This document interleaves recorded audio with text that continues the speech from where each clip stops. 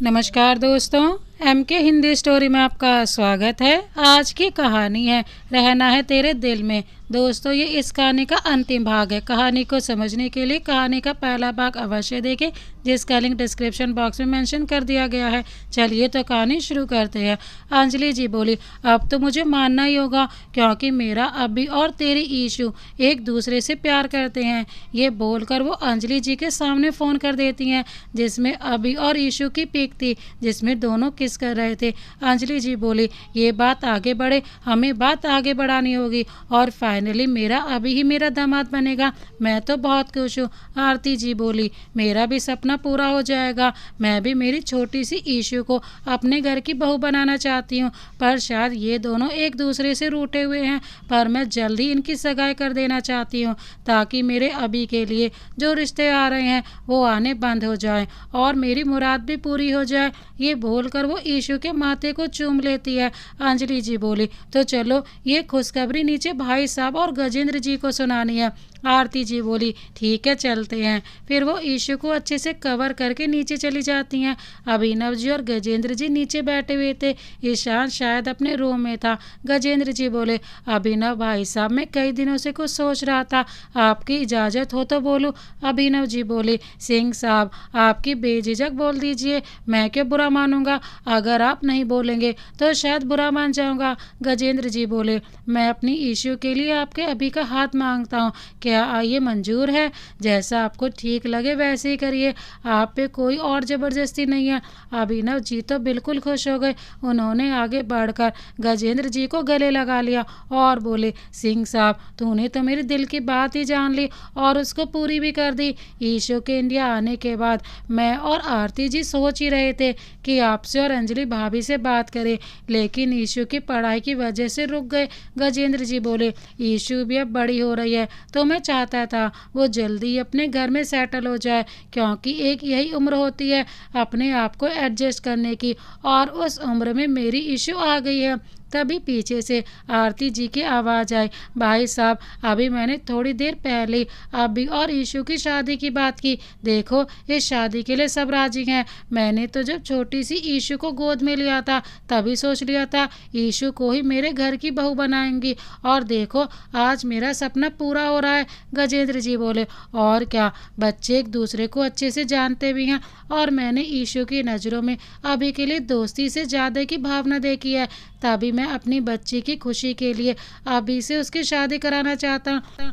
अंजलि जी बोली, मैंने भी अभी की आंखें साफ साफ पड़ी हैं भाई साहब, तभी मैंने अंजलि से शादी की बात छेड़ी। अभिनव जी बोले, तो ये पक्का रहा, अभी और ईशू की सगाई अभी के बर्थडे पर हो रही है, जो कि 1 हफ्ते बाद है। आरती जी बोली, और ये बच्चों के लिए सरप्राइज रखते हैं, उसके बाद उनके चेहरे की खुशी देखने लायक होगी। अंजलि जी बोली, अभी मैं मिठाई लेकर आती हूँ। फिर वो वहीं बैठकर बातें करने लग जाती है। प्रताप विला, अभी ने अपना सारा गुस्सा पंचिंग बैग पर निकाला था, जिससे उसके हाथ में से खून निकलने लगा, पर अब वो खून बह कर भी जम गया था, पर उसका गुस्सा खत्म नहीं हो रहा था। वो चुपचाप सिर झुकाए बैठा हुआ था। तभी वहाँ सौम्या आ जाती है और अभी को देखते हुए वो अभी के पास गई और बोली, अभी बच्चा ये क्या हुआ, तूने फिर से अपना गुस्सा पंचिंग बैग पर उतारा है, कब तक खुद को ये तकलीफ देते रहोगे। अभी बोला, भाभी माँ आपने सुना ना, मेरी ईशू को एक बार फिर मेरी वजह से तेज बुखार हुआ है। ना मैं उससे रूड बात करता और ना मेरी ईशू की तबीयत खराब होती, मैं उसको हर बार रुला देता हूँ। सौम्या उसको समझाती हुई बोलती है, अभी उसकी तबीयत तेरी वजह से खराब नहीं हुई है, उसको ठंड लग गई और बुखार आ गया, और कुछ भी नहीं, वैसे ही सबको वायरल हो जाता है। अभी बोला, भाभी माँ आपको तो पता ही है ना, जब जब मैं ईशू से नाराज होता हूँ या उसको डांट देता हूँ तब ये ऐसे बीमार होती है, और आज मैंने उसको डांट दिया और बहुत ही रूडली बात भी की थी, तभी तो उसकी तबीयत मेरी वजह से खराब हो गई। सौम्या बोली, अभी अच्छे से बताओ क्या हुआ आज तुम्हारे और ईशू के बीच। तो अभी ने आज जो भी गाड़ी में बात हुई वो सब सौम्या को बता दी। सौम्या बोली, देखो अभी गलती तो तुमसे हुई है, तूने बहुत ही गुस्से से बात की और ओवर रिएक्ट कर दिया, गलती ईशू की भी नहीं थी। उसने तो यही सोचा था कि वो तुम्हारी दोस्ती ना खो दे। एक लड़की को अपनी फीलिंग का तभी पता चल जाता है, इसीलिए उसको अपनी फीलिंग के बारे में पता चल गया। पर तुम्हें उसके जाने के बाद पता चला, अगर तू उसकी जगह होता तो तू भी यही करता जो कि ईशू ने किया, उसको उसकी खुशी के लिए छोड़ देता। बस वैसा ही ईशू ने किया। अभी बोला, आप सही बोल रही हो भाभी माँ, मुझे माफ़ी मांगनी चाहिए ईशू से, बहुत बड़ी गलती हो गई मुझसे, वो मुझे माफ़ तो कर देगी ना? सौम्या बोली, हाँ ज़रूर कर देगी, अगर ना माने तो थोड़ा प्यार ही जता देना, जैसे आज कॉलेज में जताया। ये बोलकर वो अभी की तरफ शरारत से मुस्कुरा देती है, पर अभी की आंखें बड़ी होकर वो हकलाते हुए बोला, ऐसा कुछ नहीं है भाभी माँ, जैसा आप सोच रही हैं। उसके मुंह से आवाज़ निकल ही नहीं रही थी। सौम्या अपना फ़ोन निकाल कर उसको दिखाती बोली, पर ये पिक तो फेक नहीं है ना? ये बोलकर वो हंस देती है। अभी बोला, अच्छा तो आप मेरी जासूसी कर रही हैं, ये अच्छी बात नहीं है भाभी माँ। क्या मैंने आपके और भैया के प्राइवेट मोमेंट किसी को बताए हैं? नहीं ना, पर आप मुझे मजबूर कर रही हैं। सौम्या बोली, मुझे कोई दिक्कत नहीं है, अभी सही है, अगर तुम्हारे बीच यूं ही प्यार बना रहा तो जल्दी बड़ी माँ बन जाऊंगी। ये कहकर वो बाहर भाग जाती है। अभी मुस्कुरा देता है और खुद से कहता है, पहले मेरे बच्चों की मम्मी माने तो सही। उसके बाद वो रूम में चला जाता है और नहाकर अपना खाना खाने लगता है। वो ईशाना के लिए बहुत परेशान था। वो अभी के अभी ईशाना को देखना चाहता था। अभी ईशू को लेकर बहुत ही ज़्यादा चिंता कर रहा था कि ईशाना कैसी होगी, पर सिंह विला से उसके मम्मी पापा दोनों ही घर नहीं थे, इसीलिए वो ईशाना के घर नहीं जाना चाहता था, वरना वो कब का चला जाता। वो सोचता है, जब तक उसके मम्मी पापा घर नहीं आते तब तक मैं अपना काम कर लूँ, फिर आराम से मेरी ईशू के पास जाऊँगा, क्योंकि जब तक उसको देख नहीं लेता मुझे तसल्ली नहीं मिलती। रात के 1 बजे प्रताप हाउस में सब सो रहे थे। अभी ने गेट खोल कर देखा तो आरती जी और अविनाश अपने कमरे में आराम से सो रहे थे। ये देखकर उसको चैन की सांस आई। फिर वो सिंह विला निकल गया। गार्ड घर के बाहर बैठा था तो वो आराम से दीवार से लांग कर बगीचे में कूद गया। फिर धीरे से पाइप के सहारे चढ़कर ईशाना के रूम की बालकनी में कूद गया। उसने देखा ईशाना आराम से सो रही थी, उसके बगल की अंजलि जी सो रही थी। अगर ईशाना को किसी चीज़ की ज़रूरत पड़ती तो वो उठकर आसानी से ईशाना को दे सकती थी। ग्लूकोज हटा दी थी क्योंकि वो ईशाना की बॉडी में चढ़ चुकी थी। अभी ईशाना के करीब आकर बैठ गया और ध्यान से उसके चेहरे को देखने लगा। ईशाना का चेहरा बुखार की वजह से पीला पड़ चुका था और उसके होठों की लालिमा कम हो गई थी। ये देखकर अभी बिल्कुल बेचैन हो गया। फिर भी ईशाना का चेहरा हल्की हल्की चांद की रोशनी में दमक रहा था और वो बहुत क्यूट दिख रही थी। अभी ने प्यार से उसके होठों और माथे को चूम लिया और कुछ देर उसको निहार कर चुपचाप अपने कमरे में आकर सो गया। 2 दिन यूं ही बीत गए। इन दिनों में ईशाना बिल्कुल ठीक हो गई थी। सब उसका बहुत ख्याल रखते थे। अभी भी रात में उसको देखने जरूर आता और उसके होठों और माथे पर अपने प्यार को अंकित करना नहीं भूलता था। पर यह बात ईशाना को नहीं पता थी। ईशाना बिल्कुल भी नहीं जानती थी कि अभी रोज रात को उससे मिलने आता है और उसको प्यार से देखने के बाद चला जाता है। अभी उसको मिलने आता है या नहीं, ये ईशाना को नहीं पता था। अभी को खुद से ना मिलते देखकर ईशाना को बहुत बुरा लगता था। कहाँ उनका 2 दिन पहले रोमांटिक मोमेंट शुरू हुआ था, कहाँ वो सब हो गया। वो सोचने लगी, अभी को अपनी फीलिंग बताकर उसने गलती कर दी। उसने सोचा वो अब अभी के सामने बहुत कम ही जाया करेगी, पर क्या वो खुद को रोक पाएगी अभी को देखने से? ये सोच सोच कर परेशान थी। आज शाम को अविका के घर पार्टी थी तो सबको वहां जाना था। अविका ने पहले ही अभी के घर पर और ईशाना के घर पर इनविटेशन भेज दिया था और ईशाना को स्पेशल आने को कहा था। ईशाना का मन तो नहीं था जाने के लिए, ना उसने कोई शॉपिंग की थी, पर अविका उसकी अच्छी फ्रेंड थी, इसके लिए वो अविका को नाराज भी नहीं कर सकती थी। सब तैयार होकर अविका के घर की तरफ निकल गए। अभी के परिवार वाले और अभी वहाँ पहले से ही मौजूद थे। जैसे ही अभी ने ईशाना को देखा तो उसका मुंह खुला का खुला रह गया, क्योंकि ईशाना लगी बहुत प्यारी रही थी। वहीं विनीत का और आरव का भी हाल कुछ ऐसा ही था अविका और जानवी को देखकर। आज ईशाना बहुत ही प्यारी लग रही थी। ईशाना ने आज रेड कलर का बार्बी गाउन डाला हुआ था जिसमें वो बहुत ही प्यारी लग रही थी। वो गाउन ऑफ शोल्डर था, हल्का सा मेकअप, स्मोकी आइज, माथे पर ब्लैक कलर की छोटी सी बिंदी, कुल मिलाकर वो बहुत ही प्यारी लग रही थी। वहीं अविका और जानवी भी कम नहीं लग रही थी। जानवी ने ब्लैक और रेड कॉम्बिनेशन की साड़ी डाली हुई थी। सिंपल लुक में भी वो बहुत प्यारी लग रही थी। अविका ने पीच कलर का फ्लोर लेंथ की ड्रेस कैरी की हुई थी। डार्क मेकअप और बालों का बन वो बहुत ही क्यूट लग रही थी।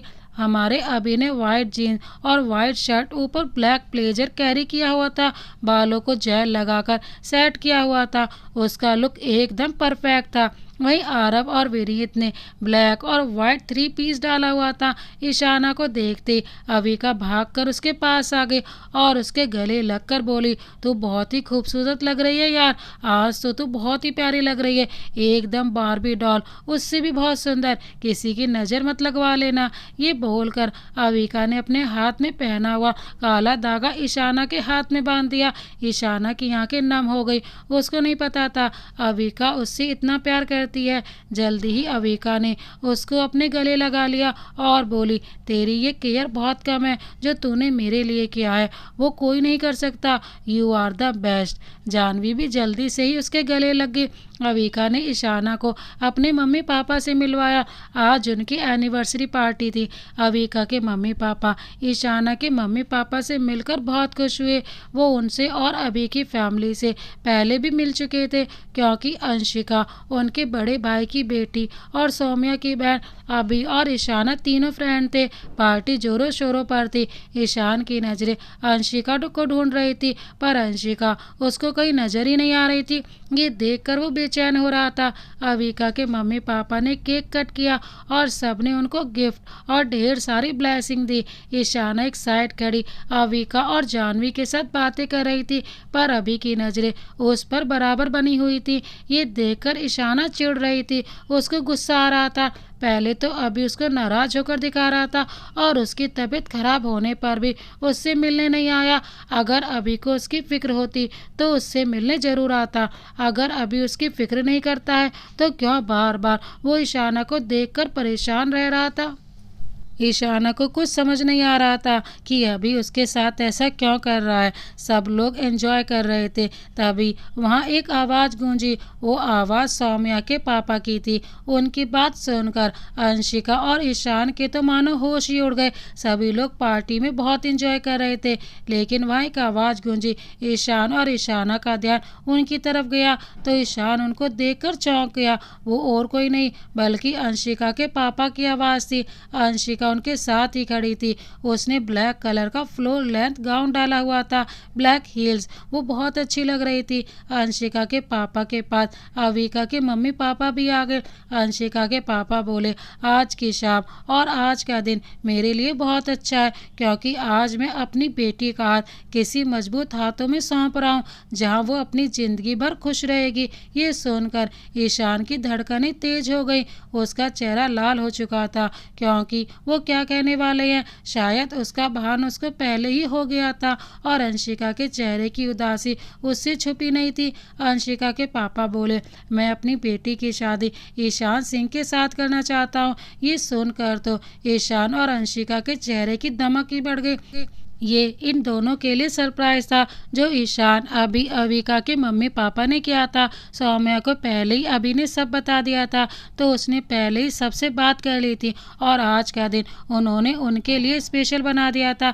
अंजलि जी और गजेंद्र जी ईशान के पास गए। अंजलि जी बोली, बेटा ये वही है जिसके बारे में मैं तुमसे बोल रही थी शादी के लिए। ईशान कुछ नहीं बोला, वो बस शर्मा कर रह गया। तो अंजलि जी बोली, बेटा अभी भी तुम्हें अपना बिजनेस देखना है क्या या फिर पहले सगाई भी करनी है, वरना हम अंशिका के लिए कोई और लड़का ढूंढने के लिए बोल देंगे। ईशान झट से बोला, नहीं मम्मा, मैं सगाई तो क्या शादी करने के लिए भी रेडी हूँ। उसकी हड़बड़ी की आवाज़ सुनकर सब हंस दिए। ईशान को लेकर वहाँ लाया गया और अंशिका के पास पहुंच गए।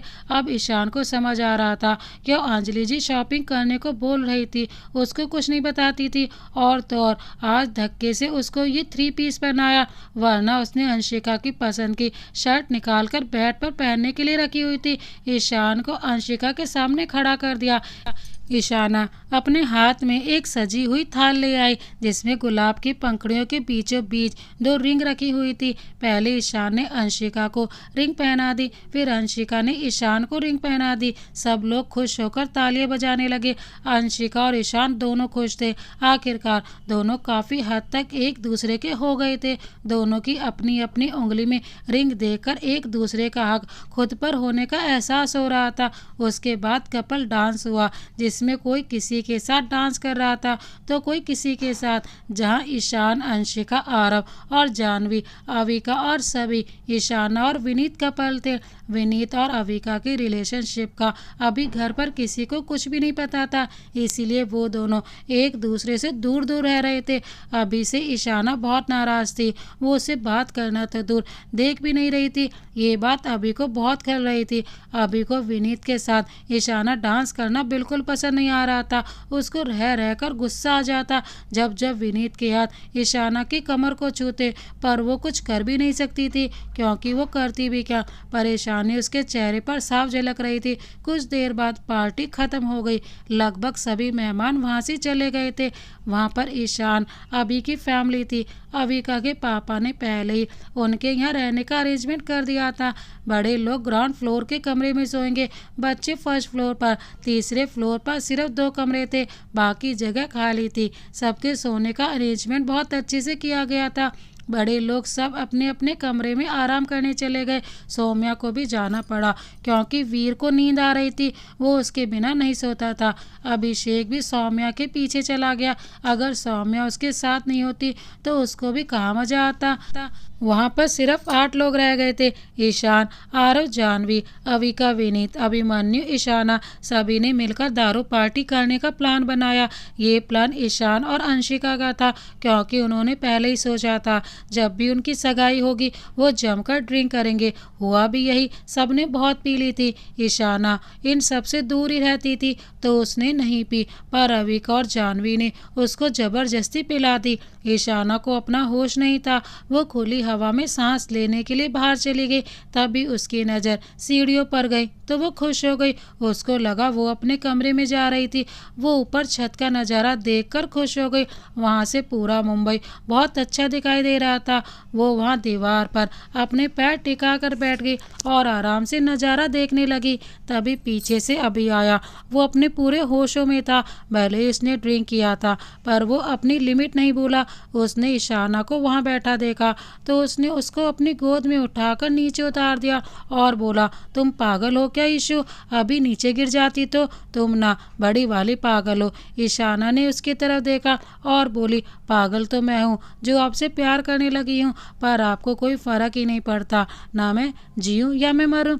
आपको तो बस अपना काम दिखता है, वो करो आप, या आपको गुस्सा आता है बस। ये बोलकर वो मुंह फुला लेती है। अभी बोला, ऐसा कुछ नहीं है जो तुम सोच रही हो। और मैंने कब कहा मुझे तुमसे फ़र्क नहीं पड़ता? ईशाना बोली, अगर तुम्हें फ़र्क पड़ता तो तुम मुझे मिलने आते रात में, जैसे विनीत जाता था अविका के पास। वो भी उससे प्यार करता है और उसकी केयर करता है, पर तुम नहीं करते हो। तुम सिर्फ झूठ बोलते हो।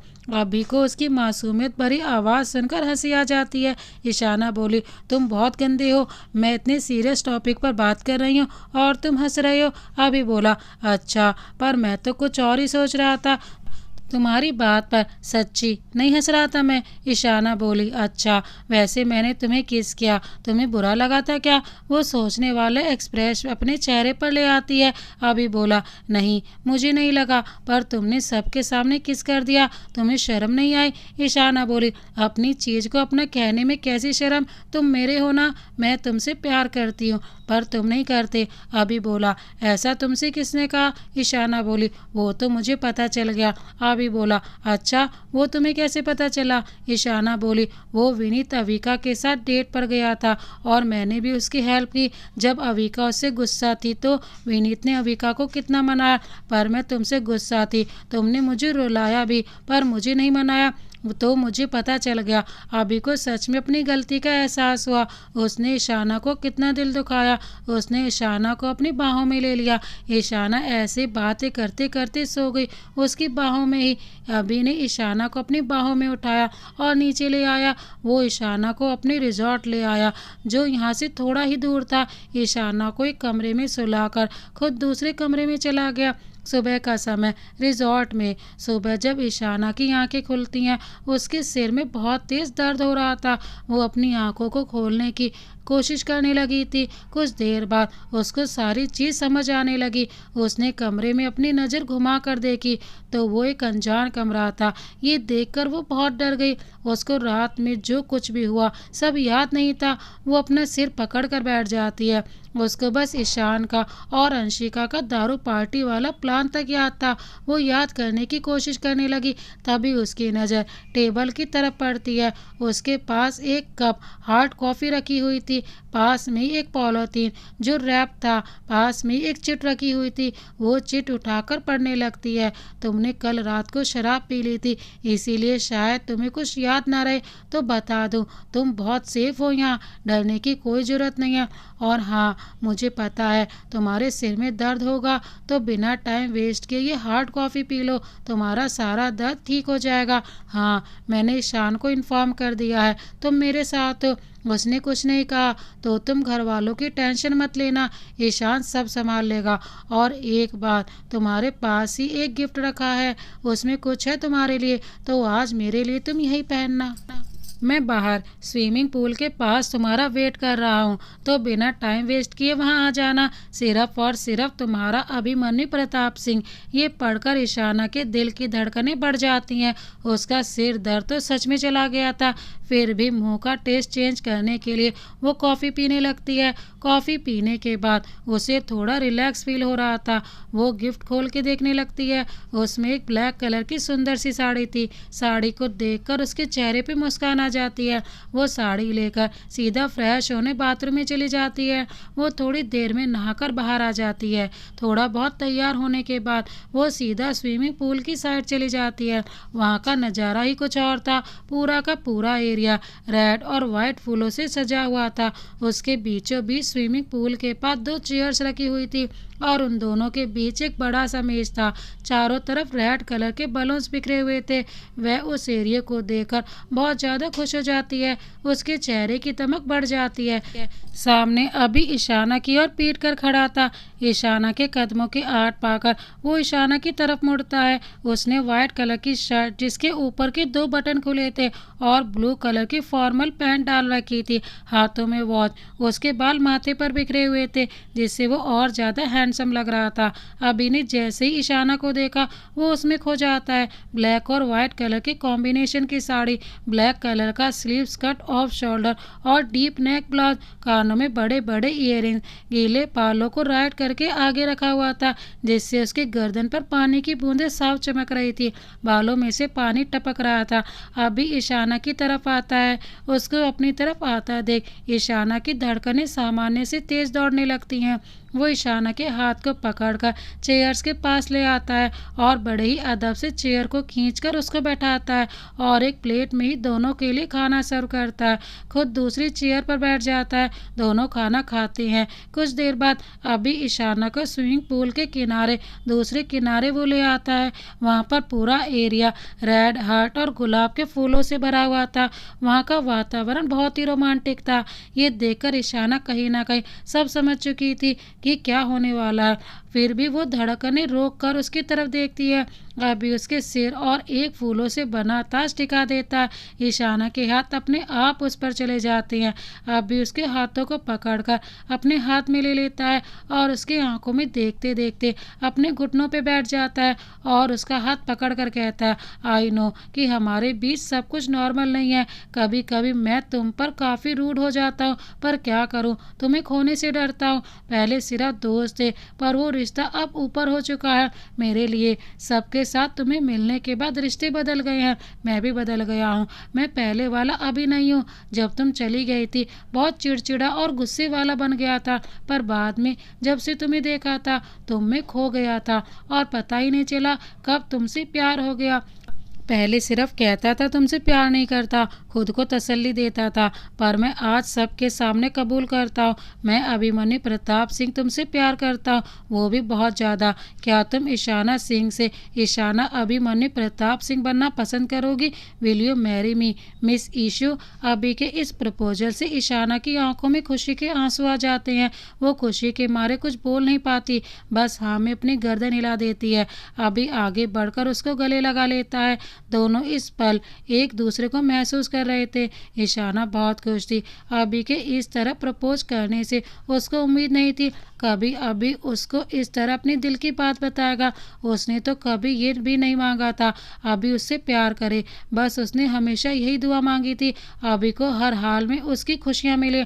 अभी उससे दूर हो जाता है। अगले ही पल उसको कमर से पकड़कर उसकी आंखों में देखता हुआ कहता है, मैं तुम्हारे साथ डांस करना चाहता हूँ जो कल नहीं कर पाया। तुम्हें देखकर खुद पर कंट्रोल रखना बहुत मुश्किल था मेरे लिए, पर अब तो तुम मेरी हो। क्या मेरे साथ डांस करना पसंद करोगी? ईशाना खुशी से अपना सिर हिला देती है। अभी अपने फ़ोन में म्यूजिक ऑन करके ईशाना का हाथ थाम लेता है और दूसरे हाथ से उसकी कमर पकड़ लेता है। दोनों एक दूसरे की आंखों में देख रहे थे। दोनों के चेहरे पर सुकून और मुस्कुराहट था। कच्ची डोरियां डोरियां डोरियां से मैनू तो बांध ले। ईशाना के हाथ अभी के सीने पर थे। दोनों की नज़रें एक दूसरे से उलझी हुई थी। तभी हवा के कारण ईशाना के बाल उसके चेहरे पर आ जाते हैं। अभी बड़े ही सलीके से उन लटों को ईशाना के कान के पीछे कर देता है और उसके माथे से अपना माथा सटा लेता है। गाने के बोल पर दोनों एक दूसरे को महसूस करते झूम रहे थे। अभी ईशाना की कमर को अपने सीने से लगा लेता है और उसके हाथों को अपने हाथों में लेकर उसके सीने से चिपका लेता है। ईशाना भी कस के अपने हाथ अभी के हाथों पर रख देती है। दोनों एक दूसरे में बिल्कुल खोए हुए थे। अभी ईशाना की गोरी गर्दन पे हल्की सी फूंक मार देता है। ईशाना की आंखें अभी की इस हरकत से झट से बंद हो जाती हैं। उसको अपने शरीर में कपकपी महसूस हो रही थी। ईशाना के जिस्म की खुशबू और गीले बालों की खुशबू अभी को मदहोश कर रही थी। अचानक से वो नीचे झुककर अपने होठ ईशाना की गर्दन पे रख देता है, जिससे ईशाना एकदम से सिहर जाती है।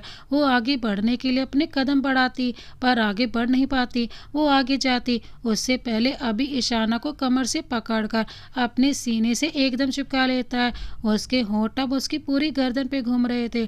अभी मदहोश सा हुआ ईशाना के ब्लाउज की डोरी खोल देता है। ईशाना का ब्लाउज डोरियों के सहारे से ही अटका हुआ था।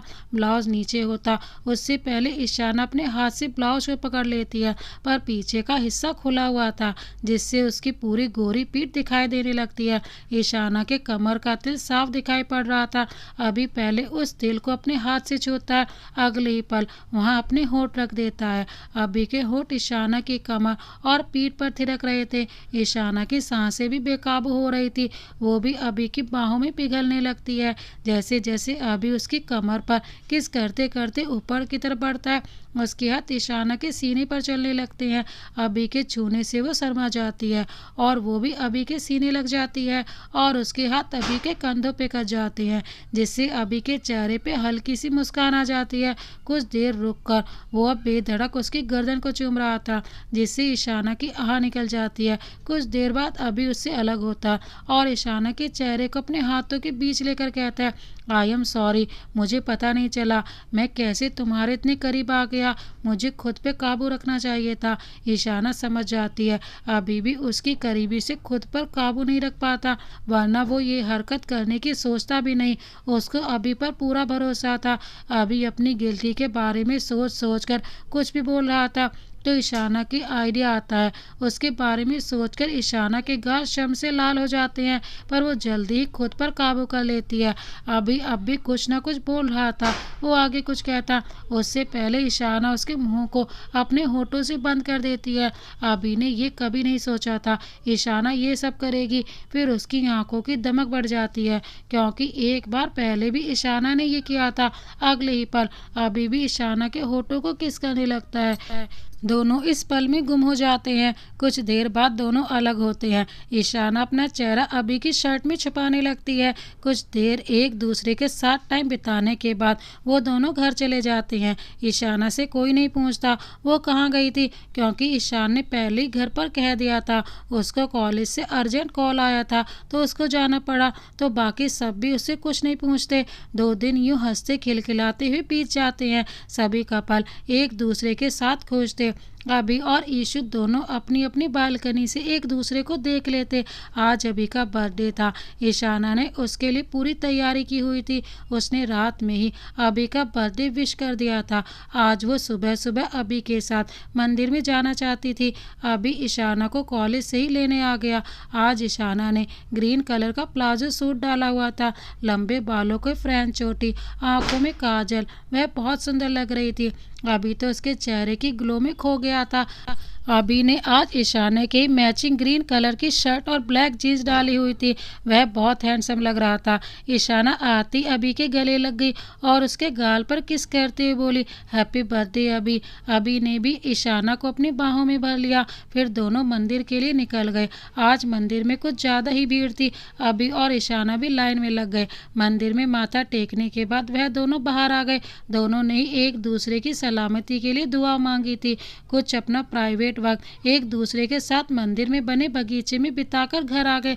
ईशाना जैसे ही घर आए तो अंजलि जी बोली, बेटा जल्दी तैयार हो जा, आज अभी का बर्थडे है। आरती जी ने हमें वहाँ पर स्पेशल इनवाइट किया है। ईशाना बोली, पर मम्मा मैंने तो उसके लिए कोई ड्रेस नहीं ली, आपने पहले नहीं बताया कि हमें पार्टी में जाना पड़ेगा। अंजलि जी बोली, तेरे लिए मैंने एक साड़ी निकाल कर बेड पर रख दी है और उसमें ही कुछ मैचिंग ज्वेलरी रखी हुई है, वह पहनकर बाहर आ जा जल्दी से, हमें वह मेहमान आने से पहले जाना है। ईशाना बोली, मम्मा पहले चले जाओ, मैं बाद में आ जाऊंगी अच्छे से तैयार होकर। वैसे भी उनका घर सामने ही तो है, आप चिंता मत करो, मैं भाई के साथ आ जाऊंगी। अंजलि जी कहती हैं, ओके बेटा। फिर वो अभी के घर के लिए निकल जाती हैं। गजेंद्र जी वहाँ पहले से ही मौजूद थे। अभी के और ईशाना के मम्मी पापा ने सगाई की तैयारी पहले ही कर ली थी। आरती जी बोली, अंजलि मुझसे वेट नहीं हो रहा, ईशु कब आएगी? मैंने दी वो साड़ी उसके पसंद तो आएगी ना? मुझे बहुत डर लग रहा है कहीं मैंने अपनी चॉइस की साड़ी देकर गलती तो नहीं कर दी, क्योंकि आजकल के बच्चे फैशनेबल चीज़ पहनना पसंद करते हैं। पर मेरा बहुत मन था उसको अपनी साड़ी में देखने का। अंजलि जी बोली, चिंता मत करो आरती, ईशु को ज़रूर पसंद आएगी वो साड़ी। मैं भी बहुत खुश हूँ, मेरी बच्चों का ससुराल बिल्कुल मायके के सामने है। आरती जी बोली, हाँ ये बात तो तुमने सही कही, वैसे हमारी बहू का बचपन भी हमने बखूबी जी लिया। ये बोलकर वो दोनों हंसने लग जाती हैं। कुछ देर में मेहमान आने शुरू हो जाते हैं। आज अभी ने पिंक कलर का कुर्ता और वाइट पजामा डाला हुआ था, ऊपर वाइट कलर की जैकेट, वो बहुत अच्छा लग रहा था। उसके बर्थडे का स्पेशल इंतजाम किया गया था। घर का पूरा हॉल रंग बिरंगी लाइट से जगमगा रहा था। गुब्बारे हर तरफ फैले हुए थे, उन पर हैप्पी बर्थडे लिखा हुआ था। ये देखकर अभी बहुत खुश हो गया। उसको बेसब्री से ईशाना के आने का इंतजार था। वहीं दूसरी तरफ ईशाना ने जैसी अपनी ड्रेस खोलकर देखी तो वो पिंक कलर की एक बनारसी साड़ी थी। देखने के सिंपल पर बहुत खूबसूरत थी। उसने बिना देर किए वो साड़ी पहन ली और अपने गले में पतला सा हार और छोटे छोटे झुमके, वो सादगी में भी बहुत खूबसूरत लग रही थी। हल्का सा टचअप, खुले बाल, वो बिना देर के अभी के घर की तरफ निकल गई। ईशान रास्ते में ही मिल गया था। उसने जब अभी के घर में कदम रखा वो ईशाना को लेने के लिए ही आया था। वो ईशाना को देखकर बोला, बहुत खूबसूरत लग रही है मेरी बेबी डॉल। ईशाना बोली, थैंक यू भाइयों। वो दोनों अभी के घर के अंदर चले गए। अभी ने जैसे ही ईशाना को देखा वो अपनी पलकें झमकाना भूल गया। अंजलि जी की और गजेंद्र जी की आंखें अपनी लड़की को देखकर नम हो गई। आखिरकार उनके दिल का टुकड़ा भी आज पराया हो रहा था। अभी का हक उसका नाम आधा ही सही पर उसके साथ जुड़ रहा था। आरती जी ने जैसे ही ईशाना को देखा वो भागकर उसके पास आई और उसके कान के पीछे टीका लगाकर बोली, बहुत खूबसूरत लग रही हो मेरी साड़ी में। ईशाना बोली, क्या मतलब आंटी, ये आपकी साड़ी नहीं है, ये मेरी मम्मा ने मुझे दिया है। आरती जी बोली, बेटा अंदर चलो, तुम्हारा वेट कर रहे हैं सब। ईशाना को कुछ समझ नहीं आया क्यों उसका सब वेट कर रहे हैं। वो सबके साथ आगे आकर खड़ी होगी। आरती ही अभी का हाथ पकड़कर आगे ले आई और ईशाना के बगल में खड़ी कर देती हैं। अभी और ईशाना दोनों कंफ्यूज हो गए। आरती जी और अंजलि जी की आंखें नम हो गई उनकी जोड़ी देखकर। आखिरकार वो दोनों साथ में खड़े बहुत सुंदर लग रहे थे। अभिनव जी अभी से बोले, बेटा हमने और गजेंद्र जी ने ये फैसला लिया है कि हमारे घर की छोटी बहू और तुम्हारी पत्नी ईशाना बनेगी। तुम्हें इससे कोई दिक्कत तो नहीं है ना? अभी की आंखें हैरानी से बड़ी हो गई और उसके होठों की मुस्कुराहट बड़ी हो गई। वो झट से बोला, नहीं पापा, आपको जैसा ठीक लगे। उसकी हड़बड़ी देखकर सभी हंस दिए। ईशाना भी बहुत खुश थी। आखिरकार अभी को अपना हमसफर बनाने का उसका पहला कदम हो चुका था। दोनों को खुशी खुशी सगाई हो गई। अभी ने अपना केक काटा और सबको खिला दिया। आज वो बहुत खुश था क्योंकि अपनी बर्थडे का सबसे प्यारा गिफ्ट उसको मिला था जिसको वो अपनी ज़िंदगी से ज़्यादा चाहता था। एक साल यूं ही बीत गया हंसते खिलखिलाते हुए। इस एक साल में अविका, विनीत, आरव और जानवी की सगाई हो गई थी। ईशान और अंशिका की शादी हो चुकी थी। ईशाना और अभी की शादी फिक्स हो गई थी जिसकी रस्म कल से शुरू होने वाली थी। ईशाना का एमबीए भी इस महीने बाद कंप्लीट हो जाता पर घर वालों के अकॉर्डिंग उसकी शादी अभी फिक्स हो गई क्योंकि पंडित जी ने एक साल बाद का मुहूर्त बताया था। पर आरती जी और अभी की वजह से दोनों की शादी भी होने वाली थी। शादी की रस्में घर से ही होने वाली थी। शॉपिंग पर ईशाना का लगभग पूरा दिन बीतता जिस कर वो अभी से मिल नहीं पा रही थी। अभी उससे रूठ जाता और शरारत से कहता है, जितना तड़पाना है तड़पा लो, शादी के बाद एक एक बात का सूद समेत बदला लूँगा। उसकी बात का मतलब समझते हुए ईशाना शर्मा कर रह जाती पर उसको भी बुरा लगता। वो अभी को समय नहीं दे पा रही थी पर 2-4 दिन में वो अभी की ही हो जाएगी। ये सोचकर वो अपना पूरा वक्त अपने परिवार को देती। कॉलेज में फ्रेशर पार्टी की तैयारी हो रही थी। अब की बार ईशाना ने भाग नहीं लिया और घर पर ही रही। शादी के लिए उसने 10 दिन की छुट्टी ली थी। आज भी वो शादी की शॉपिंग के लिए शॉप पर गई हुई थी। अभी भी उसके पीछे वहाँ आया हुआ था। ईशाना अपने लहंगे को पहनकर देखने के लिए चेंजिंग रूम में चली जाती है। तभी एक हाथ उसको पकड़कर चेंजिंग रूम में खींच लेता है। ईशाना डर जाती है पर अभी को देखकर वो रिलैक्स हो जाती है। वो उसके सीने पर मारती हुई कहती है, आपने यूं क्यों खींचा? पता है मैं कितना डर गई थी। और आप यहाँ क्या कर रही हैं? आरती मम्मा भी यहीं हैं, वो देखेंगी तो क्या सोचेंगी? अभी बोला, तो क्या हुआ? वो चेंजिंग रूम में तो हमें नहीं देख सकती ना। वैसे अगर मेरी पकड़ से छूटना चाहती हो तो जो मुझे चाहिए वो दे दो, मैं चुपचाप चला जाऊंगा। ईशाना बोली, अच्छा क्या चाहिए आपको बताओ जरा, हम भी देखें। अभी बोला, मुझे तुम्हारे इन गुलाबी होठों का एहसास अपने होठों पर चाहिए। ये बोलकर वो नीचे झुकने लगता है। तभी ईशाना अपने होठों पर अपना हाथ रख लेती है। अभी पीछे हो जाता है और उसको आंखों में देखने लग जाता है। ईशाना भी उसकी आंखों में गुम हो रही थी। तभी बाहर से अंजलि जी को आवाज आई। वो बोली, ईशु बेटा, अभी तक चेंज नहीं किया है क्या तुमने? ईशाना बोलने के लिए मुंह खोलने लगी। तभी अभी ने उसके होठों को अपने होठों में बंद कर लिया। अभी उसको डीपली किस करने लगा। ईशाना उसको बार बार हटने को बोल रही थी। करीब 2 मिनट बाद अभी ने ईशाना को छोड़ा। ईशाना अपनी सांसों को काबू करते बोली, मम्मा हम आ रहे हैं, 2 मिनट रुको। वो एक नज़र गुस्से से अभी को देखकर बाहर जाने लगती है।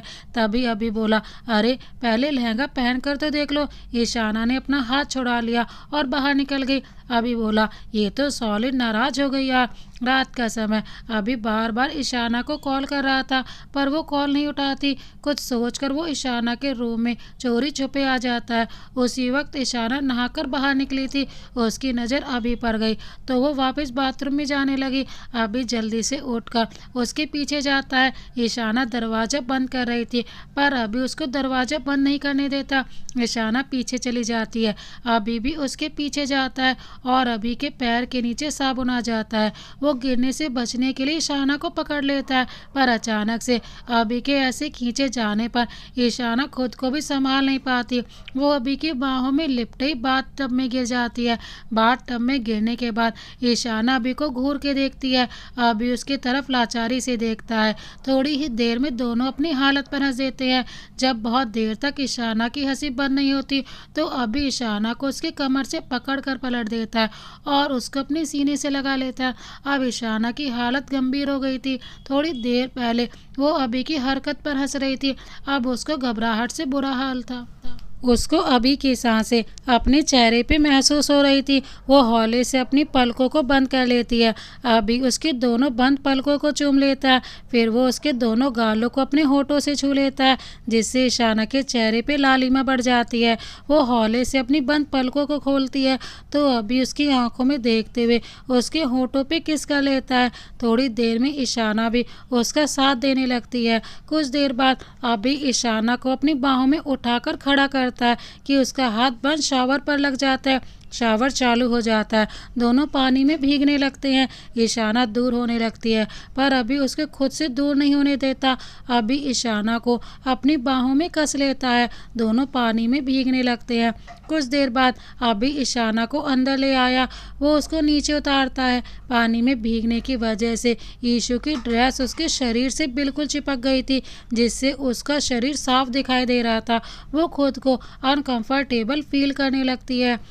उसको इस हालत में देखकर अभी अपनी नज़रें इधर उधर दौड़ाने लगता है तो वो सीधा जाकर टॉवल को ले आता है और ईशु के कंधों पे डाल देता है और पलटकर अपनी पीठ ईशु की तरफ कर लेता है और ईशु से कहता है, जाओ फ्रेश हो जाओ, पहले मैं यहीं हूँ तब तक। ईशाना उसके कंधों पर अपना टॉवल डाल देती है और कहती है, इसकी ज़रूरत है आपको। ये कहकर वो वहाँ से चेंजिंग रूम में जाती है और टॉवल टी शर्ट डालकर वापस आ जाती है। वो बाहर आती है तो अभी फ़ोन पर बात कर रहा था तो वो आईने के सामने खड़े होकर अपने बाल संवारने लगती है। तभी अभी उसको पीछे से पकड़ लेता है और कहता है, मुझे यकीन नहीं हो रहा है, कल से हमारी शादी की रस्म शुरू हो रही है। ये सब सपना लग रहा है मुझे। ईशाना पीछे मुड़ती है और अभी को कस के गले लगा लेती है। फिर कहती है, अब भी सपना लग रहा है क्या? अभी उसके माथे को चूमते हुए कहता है, नहीं। दोनों एक दूसरे को काफ़ी देर तक गले लगाए रहते हैं। फिर अभी चला जाता है तो ईशु सो जाती है। अभी भी अपने रूम में जाकर सो जाता है। घर में हल्दी की रस्म हो रही थी पर आज दुल्हन ही आराम से सो रही थी। आज हल्दी की रस्म ईशु के घर से होने वाली थी। ईशान भाग भाग कर काम करवा रहा था। आखिरकार उसकी इकलौती बहन की शादी थी। अंशिका किचन का काम देख रही थी क्योंकि रस्मों में खाना भी तो बहुत ज़रूरी होता है। अंजलि जी प्यार से ईशु को उठाने जाती हैं तो ईशु उनको गोद में अपना सिर रख लेती है। अंजलि जी कहती हैं, बेटा निशा और रोहन भी आने वाले हैं पर वो तुझे देखकर क्या कहेंगे, ये अभी तक सो रही है। ईशु जल्दी से उठ जाती है, कहती है, क्या वो लाल मुंह वाला बंदर आ रहा है? मुझे नहीं बताया किसी ने। निशा आंटी से कितने दिनों बाद मिलूंगी मैं। अंजलि जी उसको तैयार होने की कहकर नीचे चली जाती हैं। ईशु के फ़ोन पर अभी का मैसेज आता है और कहता है, मेरी ज़िंदगी में आने के लिए तुम पहला कदम बढ़ा रही हो और मैं तुम्हारी ज़िंदगी में आने के लिए मुबारक हो जान, और हाँ love you and miss you. Ishu उसके मैसेज को देखकर ब्लश करने लग जाती है। कुछ देर बाद ईशु अपने बैठे कमरे में तैयार हो रही थी तभी कोई पीछे से उसकी आंखें बंद कर देता है। ईशु एकदम घबरा जाती है। फिर उसके चेहरे पे स्माइल आ जाती है। वो हंसते हुए कहती है, रोहन तुम आज भी नहीं बदले ना, ऐसे कौन डराता है? तो रोहन उसकी नाक खींचते हुए कहता है, तुम भी तो नहीं बदली नक चढ़ी। मैं हमेशा तुम्हें सरप्राइज़ करने की सोचता हूँ, तुम मुझे ही सरप्राइज़ कर देती हो।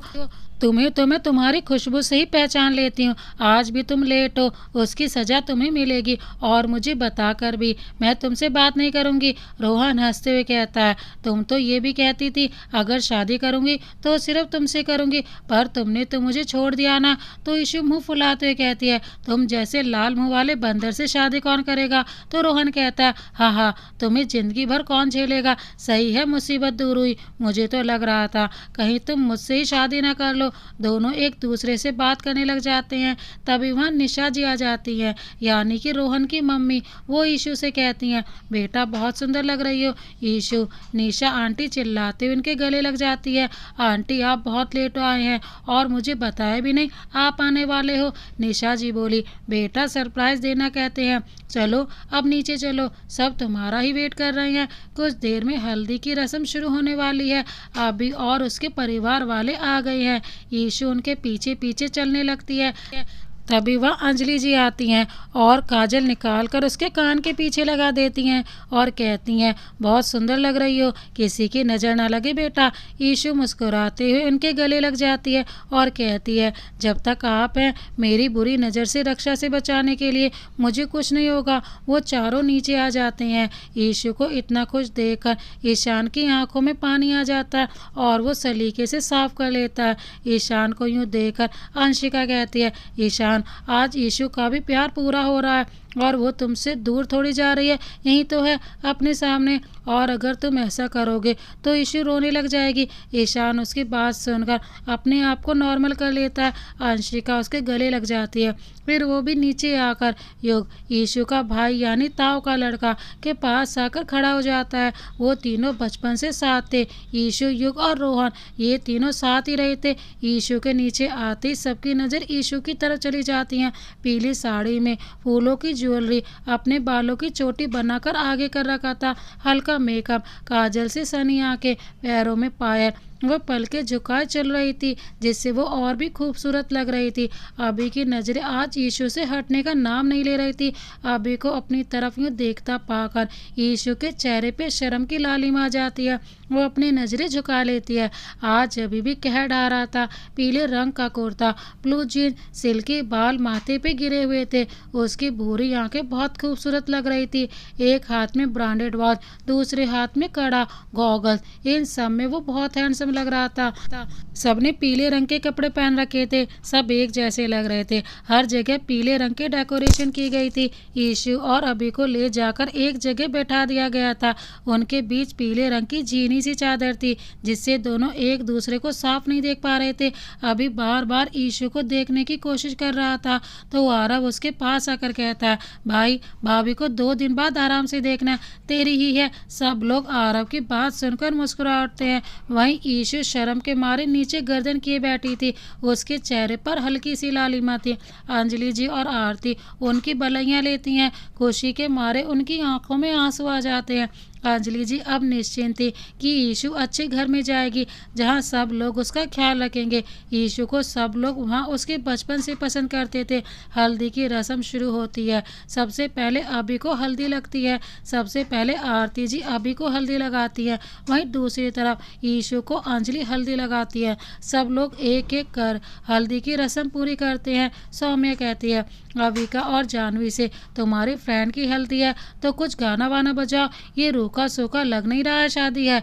आरती जी और अंजलि जी सौम्या की बात में हाँ मिलाती हैं। आरव और विनीत माहौल को हल्का करने के लिए डांस स्टेज पे आ जाते हैं।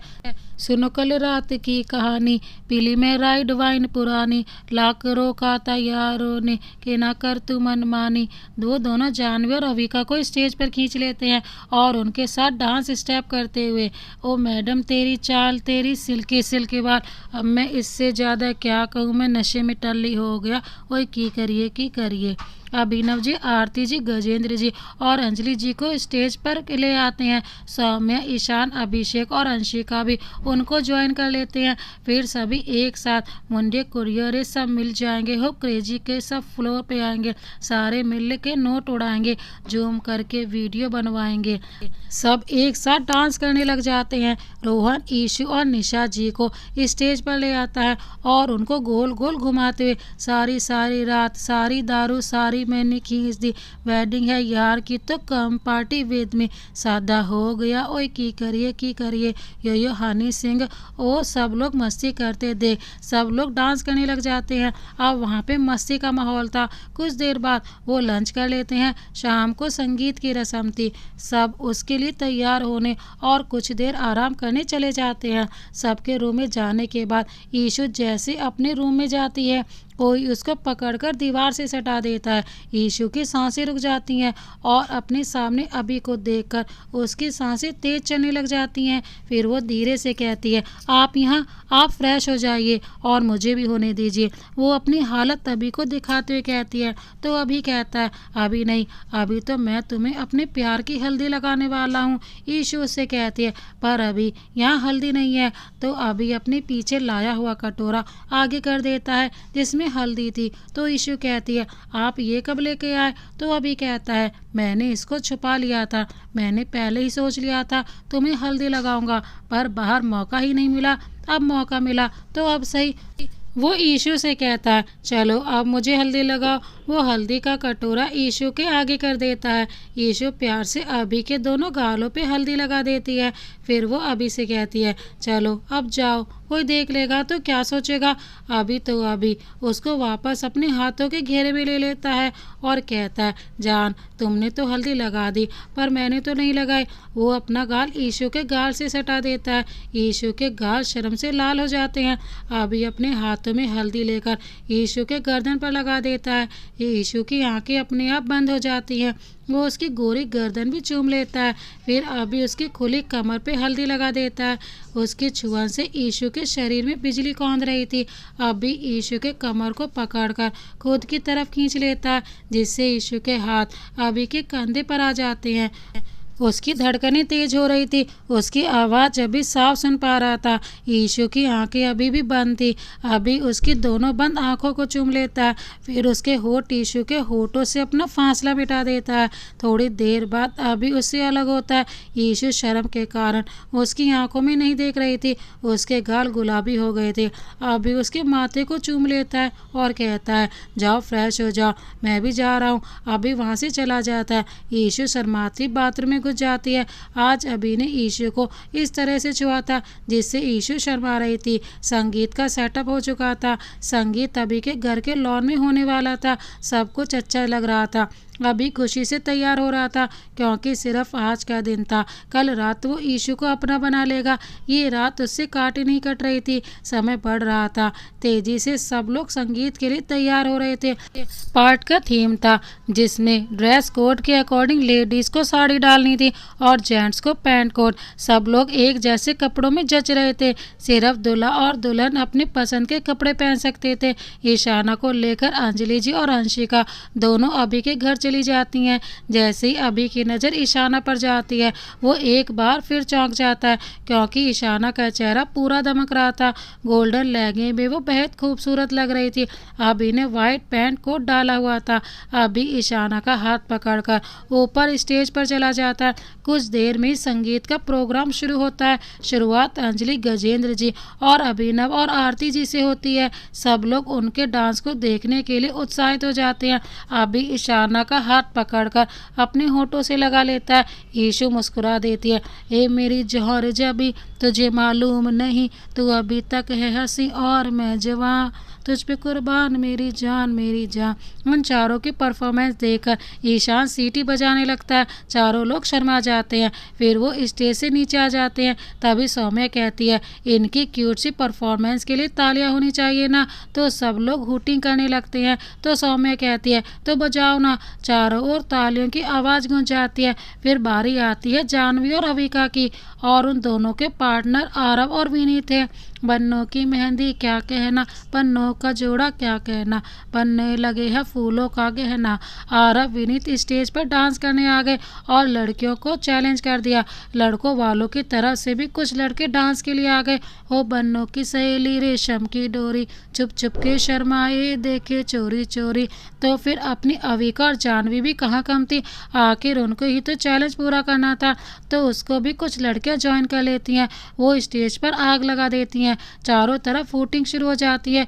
देखो जी देखो, ये तो मेरे पीछे पड़ गया, ये लड़का, हाय अल्लाह हाय अल्लाह। और जानवी को और विनीत अविका को अपनी बाहों में खींच कर कहता है। उसके इस तरह खींचे जाने से जानवी और अविका थोड़ा शर्मा जाती हैं। वो उनसे जल्दी से दूर हो जाती हैं। लड़के मुस्कुरा पड़ते हैं। इस पर आरव और विनीत अपने हाथ में पहनी हुई रिंग को चूम लेते हैं और फिर डांस स्टेप करते हुए लड़कियां एक बार फिर शर्मा जाती हैं। इस गाने पे बहुत ही धमाकेदार डांस किया। कोई बता नहीं सकता था कौन जीता और कौन नहीं। वहीं रोहन अपने डांस पार्टनर को ढूंढ रहा था पर उसको कोई नहीं मिला। अब बारी थी सौम्या और अंशिका की। इन्होंने खुद ही सबको सरप्राइज देने के लिए डांस तैयार किया था। वो दोनों स्टेज पर आकर डांस करती हैं। वो अपने आँख पे अपनी छोटी उंगली का इशारा करते हुए डांस करती है। ओ गाली आँखों में साही, बिंदी माथे पे लाई, और आंखों का इशारा करते हुए कहती है, रे बिंदी माथे पे लाई। फिर सभी औरतों की तरफ इशारा करके कहती है, बहू सब कर दी गाम की फैल, मैं बन ठड़के जब आई, और गाली आँखा में शाई, रे बिंदी माथे पे लाई। बहू सब कर दी गाम की फैल, मैं बन ठड़के जब आई, और सारे देवर जेठा के में गए खटक गए ठग, गज का घूंघट काट चाली में तो मटक मटक। फिर वो जाकर बैठ जाती है, पर रिया उसको पकड़कर वापस ले आती है और दोनों डांस करती है। आज हरियाणा का तड़का लग ही गया था, दोनों ने बहुत ही अच्छा डांस किया, हर कोई उनका फैन हो गया था। इनकी परफॉर्मेंस के बाद संगीत खत्म करने का ऐलान कर दिया गया, सभी लोग सोने चले गए। आज अभी को नींद नहीं आ रही थी, अपने कमरे में ये सोच सोच कर कि कल के बाद उसकी सारी रात ईशु की बाहों में कटेगी, जिसको बचपन से चाहा था वो उसकी हमसफ़र बनेगी। क्या वो ईशु को समझ पाएगा, उसके सपने पूरे कर पाएगा, जिसका वो असली हकदार है। ये उसको बेचैन कर रहे थे। वहीं ईशु चैन से सो रही थी, उसको कोई चिंता नहीं थी, क्योंकि उसको अभी पर पूरा विश्वास था, अभी उसको संभाल लेगा। सुबह उठते ही सब भाग दौड़ पर लग गए, क्योंकि आज ही शादी और सुबह सुबह मेहंदी की रस्म थी। 4 बजे का मुहूर्त, बारात चढ़ाने का था, उससे पहले सारी तैयारियां करनी थी। सुबह 9 बजे ही अंशिका ने ईशु को तैयार कर दिया। ईशु बुरी तरह थक गई थी, उसको जबरदस्ती आंखें खोलनी पड़ रही थी, तो आरती जी ने कहा, ईशु को अपनी नींद पूरी कर लेने दो, मेहंदी वाली से कहो उसको सोते हुए ही मेहंदी लगा दे। मेहंदी की रस्म का तो देखा जाएगा, पर अगर शादी में यही हाल रहा ईशु का तो वो बीमार पड़ जाएगी, तो मेहंदी का फंक्शन नॉर्मल ही हो गया। आरती जी की बात सुनकर सब खुसुर फुसुर कर रहे थे, पर ईशु के घर वाले खुश थे। ईशाना की इतनी फिक्र करते देखकर शगुन की मेहंदी अभी के हाथ पर भी लगी थी। वो अपनी मेहंदी देखकर बोला, बस कुछ घंटे और फिर तुम मेरी हो जाओगी ईशु, हमेशा हमेशा के लिए। 1 बजे अंशिका ने ईशु को उठाकर फ्रेश करवाया और वो अब रिलैक्स फील कर रही थी। अंशिका ईशु को लेकर ब्यूटी पार्लर लेकर चली गई। अंजलि जी को बताकर अभी के घर पर बारात निकलने की तैयारी कर रहे थे। अभी और बाकी सब तैयार हो चुके थे। 4 बजे बारात घर से निकल गई। आराम आराम से सब नाचते गाते आ रहे थे। ईशु अब तैयार हुए अपने कमरे के शीशे के सामने बैठी हुई थी। वो बहुत घबरा रही थी। अविका और जानवी उसके कमरे में ही थी। वो अभी का नाम लेकर बार बार उसको चिढ़ा रही थी। ईशु उनकी बात पर चिढ़ नहीं रही थी, बल्कि ये सोच रही थी अब वो अपने घर से अभी के घर चली जाएगी, तभी बारात आ जाती है। अब ईशु की धड़कनें तेज हो जाती हैं। उसका मन अब शादी से पीछे हटने को हो रहा था, क्योंकि उसका मन अंदर ही अंदर रो रहा था। कैसे रहेगी वो अपनी मम्मी पापा के बिना, पर अभी का क्या होगा, ये सोचकर वो खुद को नॉर्मल कर रही थी। ये सुनकर ईशु के चेहरे की स्माइल एक बार बढ़ गई, क्योंकि आज उनके लिए बहुत ही स्पेशल दिन था। इस पल उदास होकर वाले तभी बारात ईशु के घर की चौखट पर आ जाती है। रेखा जी वहाँ की सारी रस्में करती है। अभी ने गोल्डन कलर की शेरवानी डाली हुई थी और अपने चेहरे को अपने सहरे से ढक रखा था। वो बस थोड़ा थोड़ा ही दिख रहा था। जब वो अंदर जाने लगता तभी ईशु उसके ऊपर अक्षर डाल रही थी। अभी तभी ऊपर की तरफ देखता, पर ईशु को देख नहीं पाता। ईशान अभी को ले जाकर स्टेज पे बैठा देता है। अभी को बस अब ईशु के आने का इंतजार था। चंद लम्हे और ईशु उसकी, ये ख्याल उसको बार बार गुदगुदा रहा था। तभी वहाँ ईशु आ गई। लाल जोड़े में वो बहुत खूबसूरत लग रही थी। बड़ी बड़ी गोल नथ, बालों को आगे से स्टाइल करके पीछे बंद किया हुआ था। माथे के बीचों बीच मांग टीका जगमगा रहा था। बड़े बड़े झुमके उसके बालों में लिपटे हुए थे। डार्क मेकअप, डार्क लिपस्टिक, गहरी काजल, मेहंदी से भरे हुए हाथ, उसमें हथफूल, वो सबसे प्यारी ब्राइड लग रही थी। अभी आगे बढ़कर ईशु का हाथ थाम लेता और वो स्टेज पे आ जाती है। कुछ देर में वरमाला होती है। ईशु का दिल बहुत ही जोरों से धड़क रहा था। वो बहुत खुश थी। ईशु उससे संभलने से नहीं संभल रही थी। यही कुछ हाल अभी का था। अविका और जानवी को देखकर विनीत और आरव खुश हो गए। वो भी ईशु और अभी की शादी के बाद अपनी शादी के सपने देख रहे थे। अभी और ईशु ने खाना खाया और मस्ती करते करते कुछ ही देर में शादी का मुहूर्त हो गया था। उन दोनों को मंडप पे ले आते हैं। मंडप बहुत ही अच्छे से सजाया गया था। कुछ देर में शादी की रस्में शुरू हो गई थी। पंडित जी उनका गठबंधन करने को कहते हैं तो अंजलि जी और गजेंद्र जी उन दोनों का गठबंधन कर देते हैं और यीशु का कन्यादान की रस्म भी अदा कर देते हैं। पंडित जी उनको फेरे लेने को कहते हैं तो दोनों अपनी जगह से खड़े हो जाते हैं और फेरे लेने लगते हैं। पहले 4 फेरों में वधू आगे चलती है, आखिर के 3 में वर। कुछ देर बाद फेरे हो जाते हैं तो पंडित जी उनको मंगलसूत्र पहनाने को कहते हैं तो अभी अपनी दुल्हन के और होले से झुककर एक बार फिर यीशु की गर्दन चूम लेता है। यीशु के हाथ अपने लहंगे पर कस जाते हैं। फिर पंडित जी मांग में सिंदूर डालने को कहते हैं तो अभी एक चुटकी सिंदूर लेकर यीशु की मांग भर देता है। फिर पंडित जी कहते हैं शादी संपन्न हुई। यीशु और अभी की आंख से एक आंसू नीचे गिर जाता है। दोनों का प्यार आज सफल हुआ था। दोनों आज एक दूसरे के साथ बंधन में बंध चुके थे। कुछ देर बाद वो रस्म शुरू होती है जो सबसे कठिन होती है, विदाई की रस्म। यीशु अपने मम्मी पापा और ईशान के गले लगकर खूब रोए। उसका रोना बंद ही नहीं हो रहा था तो आरती जी ने बड़ी ही मुश्किल से उसका रोना बंद करवाया। अभी को ये चिंता थी कि कहीं रो रो कर वो अपनी तबीयत न खराब कर ले। रात के 12 बजे यीशु का घर प्रवेश हुआ। फिर मंदिर में पूजा करने के बाद शादी की बाकी बची हुई रस्म हुई। ये सब करते करते 1 बज चुका था।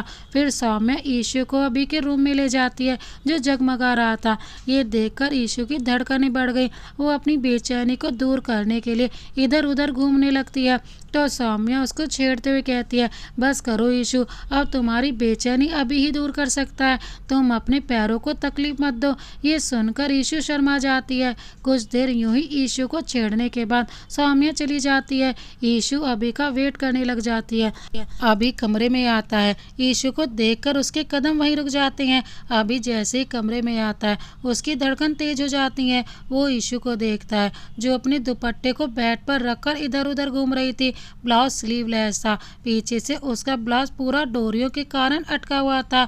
उसकी गोरी पीठ कमर चमक रही थी। अभी ने अपना चेहरा ठीक किया और अंदर आकर यीशु को गले लगा लिया। यीशु एकदम चौंक गई पर अभी के स्पर्श को वो फील करने लगी। अभी के हाथ उसके खुले पेट पर थे और उसने अपनी ठोड़ी यीशु के कंधे पर टिका रही थी। यीशु की पीठ अभी के सीने से सिटी हुई थी और उसके हाथ अभी के हाथ पर रखे हुए थे। अभी बोला बीवी, मैंने कब से इस पल का इंतजार किया था। तुम मेरी बाहों में हो और ये समय यहीं थम जाए। और देखो ना, आज मेरा सपना पूरा हो गया। सारी खुशियाँ दे दी है महादेव ने मुझे।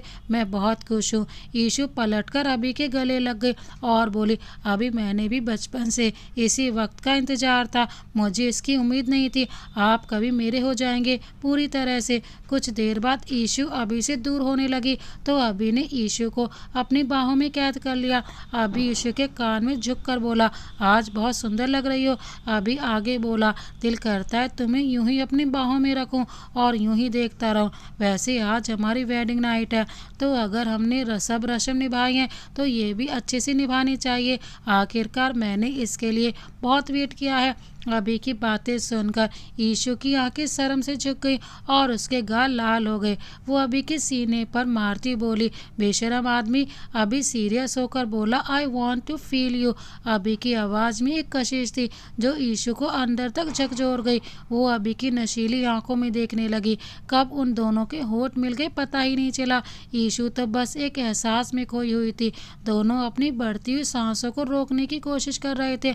उन्होंने देखा आपकी बार यीशु की आंखें बंद नहीं थी बल्कि वो अपनी मदहोश निगाहों से अभी को देखे जा रही थी। दोनों अपने प्यार के लहरों में डूब गए। अगले दिन जब यीशु की नींद खुली तो अभी को अपने करीब देखकर मुस्कुरा दी। आज की सुबह उसके जीवन की सबसे अच्छी सुबह थी। उसने इस वक्त की कल्पना भी नहीं की थी। उसने अभी के माथे को चूमा और उठकर बाथरूम में चली गई। वो फटाफट से तैयार हो गई। उसने आज रेड कलर का प्लाजो सूट डाला हुआ था, हैवी दुपट्टा उसने अपने कंधे पर सेट कर लिया। कानों में बड़े बड़े ईयरिंग्स और गले में सिर्फ मंगलसूत्र। गीले बालों को खुला छोड़ दिया। हाथ में लाल चूड़ा पहले ही था। वो बहुत सुंदर लग रही थी। अभी की आंखें खुली तो वो ईशाना को देखकर मुस्कुरा दिया। वो जल्दी से उठा और उसने ईशाना को अपनी बाहों में भर लिया। वो ईशाना के कंधे को चूमता हुआ बोला गुड मॉर्निंग बीवी, आज को मॉर्निंग मेरे लिए बहुत खास है। ईशाना उसके गाल को चूम कर बोली, गुड मॉर्निंग हॉटी हस्बैंड, जल्दी से जाकर तैयार हो जाओ, नीचे चलना है वरना सब क्या सोचेंगे। अभी उसको अपनी बाहों में कसता हुआ बोला, कोई कुछ नहीं सोचेगा बीवी। अभिषेक भाई भी अपनी वेडिंग नाइट के अगले दिन 1 बजे उठकर आए थे, उनको तो किसी ने कुछ नहीं कहा और हम तो आज जल्दी उठ गए हैं और 10:30 बजे नीचे भी चले जाएंगे। ईशाना बोली, ठीक है चलो आप तैयार हो जाओ, मैं नीचे जाती हूँ। अभी उसको रोक कर बोला, 1 मिनट रुको तो बीवी। वो भाग कर गया और एक डब्बा उठा लाया। उसने एक पतली चेन निकाली जो कि प्योर डायमंड से बनी हुई थी। ईशाना को पहनाते हुए बोला, ये है तुम्हारा वेडिंग नाइट गिफ्ट, कल रात तो तुम्हें देखकर ये देना भूल गया। कल रात की बात याद करके ईशाना के गाल लाल हो गए। आबी ने उसकी गर्दन पर किस करके छोड़ दिया। ईशाना नीचे चली गई। सबने उसकी बहुत तारीफ भी की। वहीं सौम्या उसको छेड़ने का कोई मौका नहीं छोड़ रही थी। वीर चाची चाची बोलकर उसके पीछे लगा हुआ था। आफ्टर ऑल ईशु को यहाँ कोई प्रॉब्लम नहीं आई, वो बहुत खुश थी। तो सिंह विला उदास था। आरती जी बोली, ईशु बेटा आज तुम्हारी पहली रसोई है, क्या तुम्हें खाना बनाना आता है? आई मीन बेटा तुम अभी कॉलेज में हो तो मुझे नहीं पता। ईशु बोली, आरती मम्मा मुझे सब आता है, आप सबकी पसंद बता दो। आरती जी बोली, सौम्या तुम्हें सारा कुछ बता देगी, तुम उसकी हेल्प ले लेना। ये बोलकर वो वहाँ का सारा सामान नौकरों से जचवाने लग गई क्योंकि शादी के बाद सारा सामान बिखरा हुआ था। ईशु बोली, भाभी आप मुझे बता दो, मैं सब बना दूंगी। सौम्या ने ईशु को सबकी पसंद बता दी। फिर वो बोली, are you sure Ishu? Ishana उनको बोलकर चली गई। उसने अपना दुपट्टा बांध लिया और लग गई काम पर। 1 घंटे में उसने सबके लिए खाना तैयार कर दिया।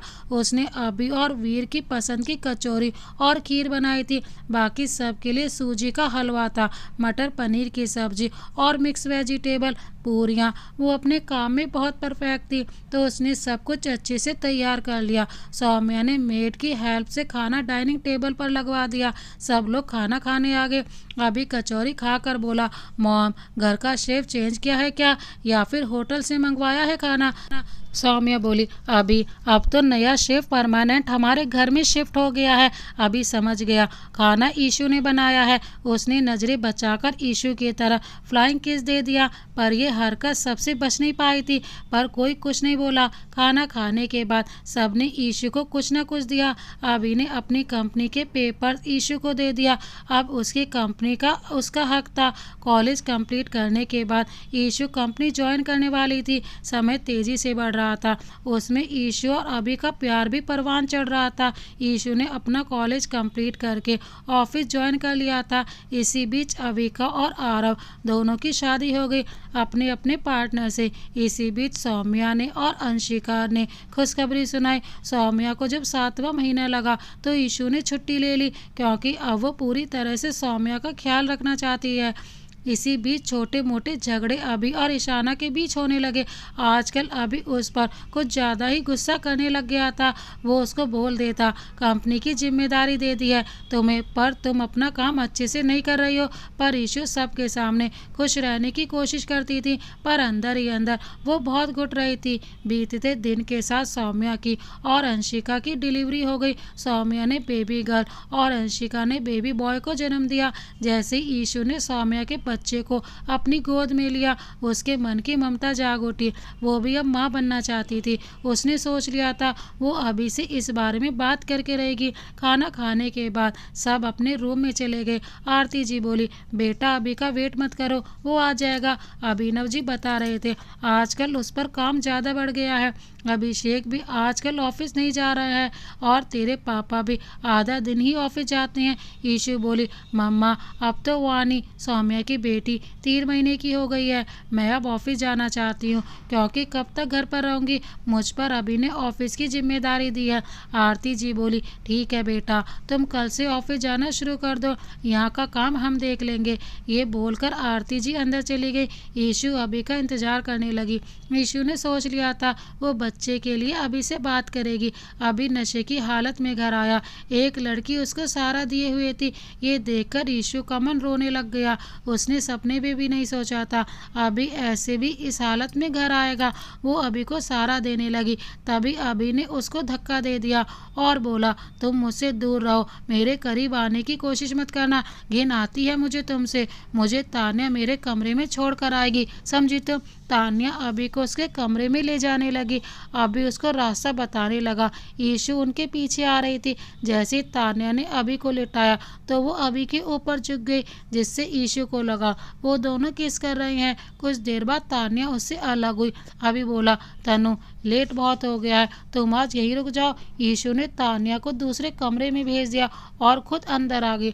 उसने देखा अभी सो रहा था। उसने अभी का कोट निकाल दिया और जूते भी निकाल दिए।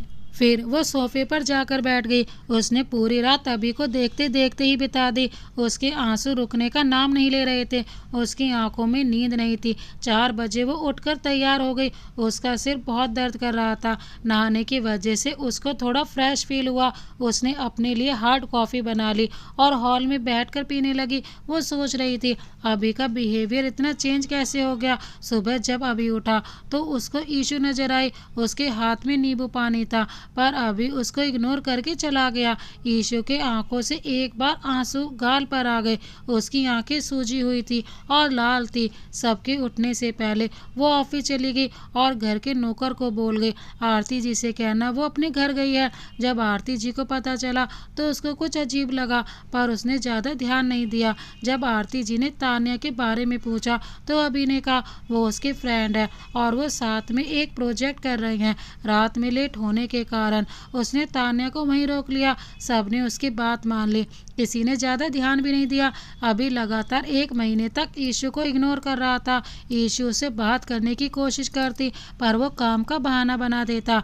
सबके सामने उसकी जलील करने लगा। सबको अभी का बदला स्वभाव देख रहा था, पर कोई कुछ नहीं बोला, क्योंकि वो समझते थे अगर वो पति पत्नी के रिश्ते में दखल देंगे तो कहीं बात ज़्यादा न बिगड़ जाए। जैसे पहले छोटी मोटी नाराज़गी थी, वैसे ये भी सुलझ जाएगी। ईशु बात संभालने की पूरी कोशिश करती थी, पर अभी का बदला स्वभाव उसको हर बार तोड़ देता। सुबह नई उत्साह से काम करती, पर रात होते होते वो हर बार टूट जाती। अब तो उसको समेटने के लिए अभी भी नहीं था, जिसकी बाहों में छिपकर वो अपने सारे गम भुला देती। किसी से कह भी नहीं सकती थी, क्योंकि वजह तो खुद वो भी नहीं जानती थी। एक दिन ईशु अभी के कैबिन में गई तो उसकी सांसें अटक गई। तान्या और अभी दोनों बेहद करीब थे। ये देखकर ईशु रो पड़ी और कैबिन को आराम से बंद कर बाहर आ गई। उसने अपना बैग उठाया और घर वापस आ गई। कमरे में आते उसके आंसुओं का बांध टूट गया। वो जोरों से रो रही थी। उसको संभालने वाला कोई नहीं था। इतने सारे लोग होने के बावजूद भी वो अकेली थी। उसका अभी उसके बचपन का प्यार उसको बिल्कुल भूल गया था। अभी के साथ बिताए हुए पल उसके सामने आ रहे थे, कैसे वो दोनों एक दूसरे के साथ थे। अभी की बाहों में उसकी सुबह होती और रात बीत जाती। उसके बाहों में आकर वो अपने सारे गम, अपनी थकान भूल जाती। आज वही बाहें किसी और के घेरे में थी। आज उसके दिल चीर रहा था। उसका अभी अब उसका नहीं था। तभी नीचे अभी की आवाज़ आई। आरती जी, सौम्या और अभिनव जी हॉल में थे। अभिषेक काम से ही 2 दिन के लिए बाहर गया हुआ था। तभी जल्दी से ईशु नीचे आ गई। उसकी आंखें लाल और सूजी हुई थी। अभी आरती जी से बोला, मॉम, मैं तान्या से प्यार करता हूँ और उससे शादी करना चाहता हूँ। आरती जी, सौम्या और अभिनव जी का दिल धक कर रह गया था। अभी आगे बोला, मॉम, अगर आप इस शादी से खुश हैं तो मैं यही रहूँगा तान्या के साथ, पर मैं अब ईशाना के साथ और बोझ नहीं ढो सकता, क्योंकि उससे शादी करना सिर्फ मेरा बचपना था और तान्या से मैं अपने दिल को गहराई से प्यार करता हूँ। तभी अभिनव जी ने खींचकर अभी को थप्पड़ मारा। वो बोले, तुम्हें सब कुछ बचपना ही लग रहा है अभी, तो ईशु का क्या होगा, कैसे रहेगी वो? 1 महीने से तुम्हारा नाटक देख रहे हैं। तुम अपनी मर्जी का कर रहे हो। अगर तुम इस लड़की के साथ शादी करना चाहते हो तो मेरे घर से दफा हो जाना। आरती जी अपने मुंह पर हाथ रखकर रोने लगी। ईशाना की आंखों से एक भी आंसू नहीं निकल रहा था। उसकी आंखें पत्थर बन गई थी। वो एकटक अभी को देख रही थी। सौम्या बोली, अभी एक बार फिर सोच लो, बच्चा शादी कोई गुड्डे गुड़िया का खेल नहीं है, और तुम तो ईशु से बचपन से प्यार करते हो। अब क्या हो गया है तुम्हें? अभी कुछ कहता ईशु बोली, भाभी आप इनको फोर्स मत करो, अगर ये तानिया से शादी करना चाहते हैं तो उसका मतलब यही है वो उससे प्यार करते हैं। मैंने तो हमेशा ही अभी की खुशी चाहिए, अगर वो तानिया के साथ खुश है तो उन्हें तानिया से ही शादी करनी चाहिए। ये बोलकर वो अंदर चले गए। उसने अपने बैग से अपने कपड़े रख लिए और अभी की तस्वीर अपने बैग में रख ली जो उनकी शादी की थी। उसने एक बार फिर अपने कमरे को देखा जहाँ उसकी प्यार भरी यादें थीं। ये देखकर उसकी आंखें एक बार फिर नम हो गई। वो अपने होश खोती उससे पहले उसने अपने आंसू साफ कर लिए और कमरे से बाहर आ गई। वो आरती जी से बोली, मम्मा अगर मुझसे कोई गलती हो गई तो मुझे माफ़ कर देना। मैं अपना रिश्ता नहीं संभाल पाई, उसके लिए मुझे खेद है, पर प्यार के बिना हर रिश्ता अधूरा होता है। जिसमें प्यार ख़त्म हो जाए वो रिश्ता ज़्यादा दिन नहीं टिक सकता। वही हमारे साथ हुआ। फिर वो सौम्या के पास गई और वाणी का माथा चूम कर बोली, भाभी मेरी वाणी का ख्याल रखना और उसको ज़रूर बताना। उसकी ईशु चाची नहीं, ईशु उससे बहुत प्यार करती है। ये बोलकर वो एक बार फिर वाणी का माथा चूम लेती है। वो आगे जाती है तो देखती है अभी तान्या को फ्रूट काट के दे रहा था, उसकी केयर करते थे।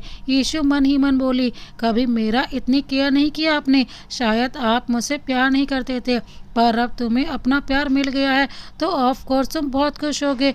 फिर वो अभी को आवाज़ देकर कहती है, मिस्टर प्रताप आप मुझे डाइवोर्स के पेपर भेज देना, डाइवोर्स लिए बिना आप तान्या से शादी नहीं कर पाएंगे।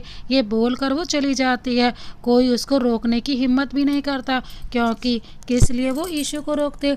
ईशु जैसे ही अपने घर जाती है तो सब उसको देखकर हैरान रह जाते हैं। वो पहले से बहुत कमज़ोर हो गई थी, चेहरा उतरा हुआ था और आंखें सूजी हुई और लाल थी।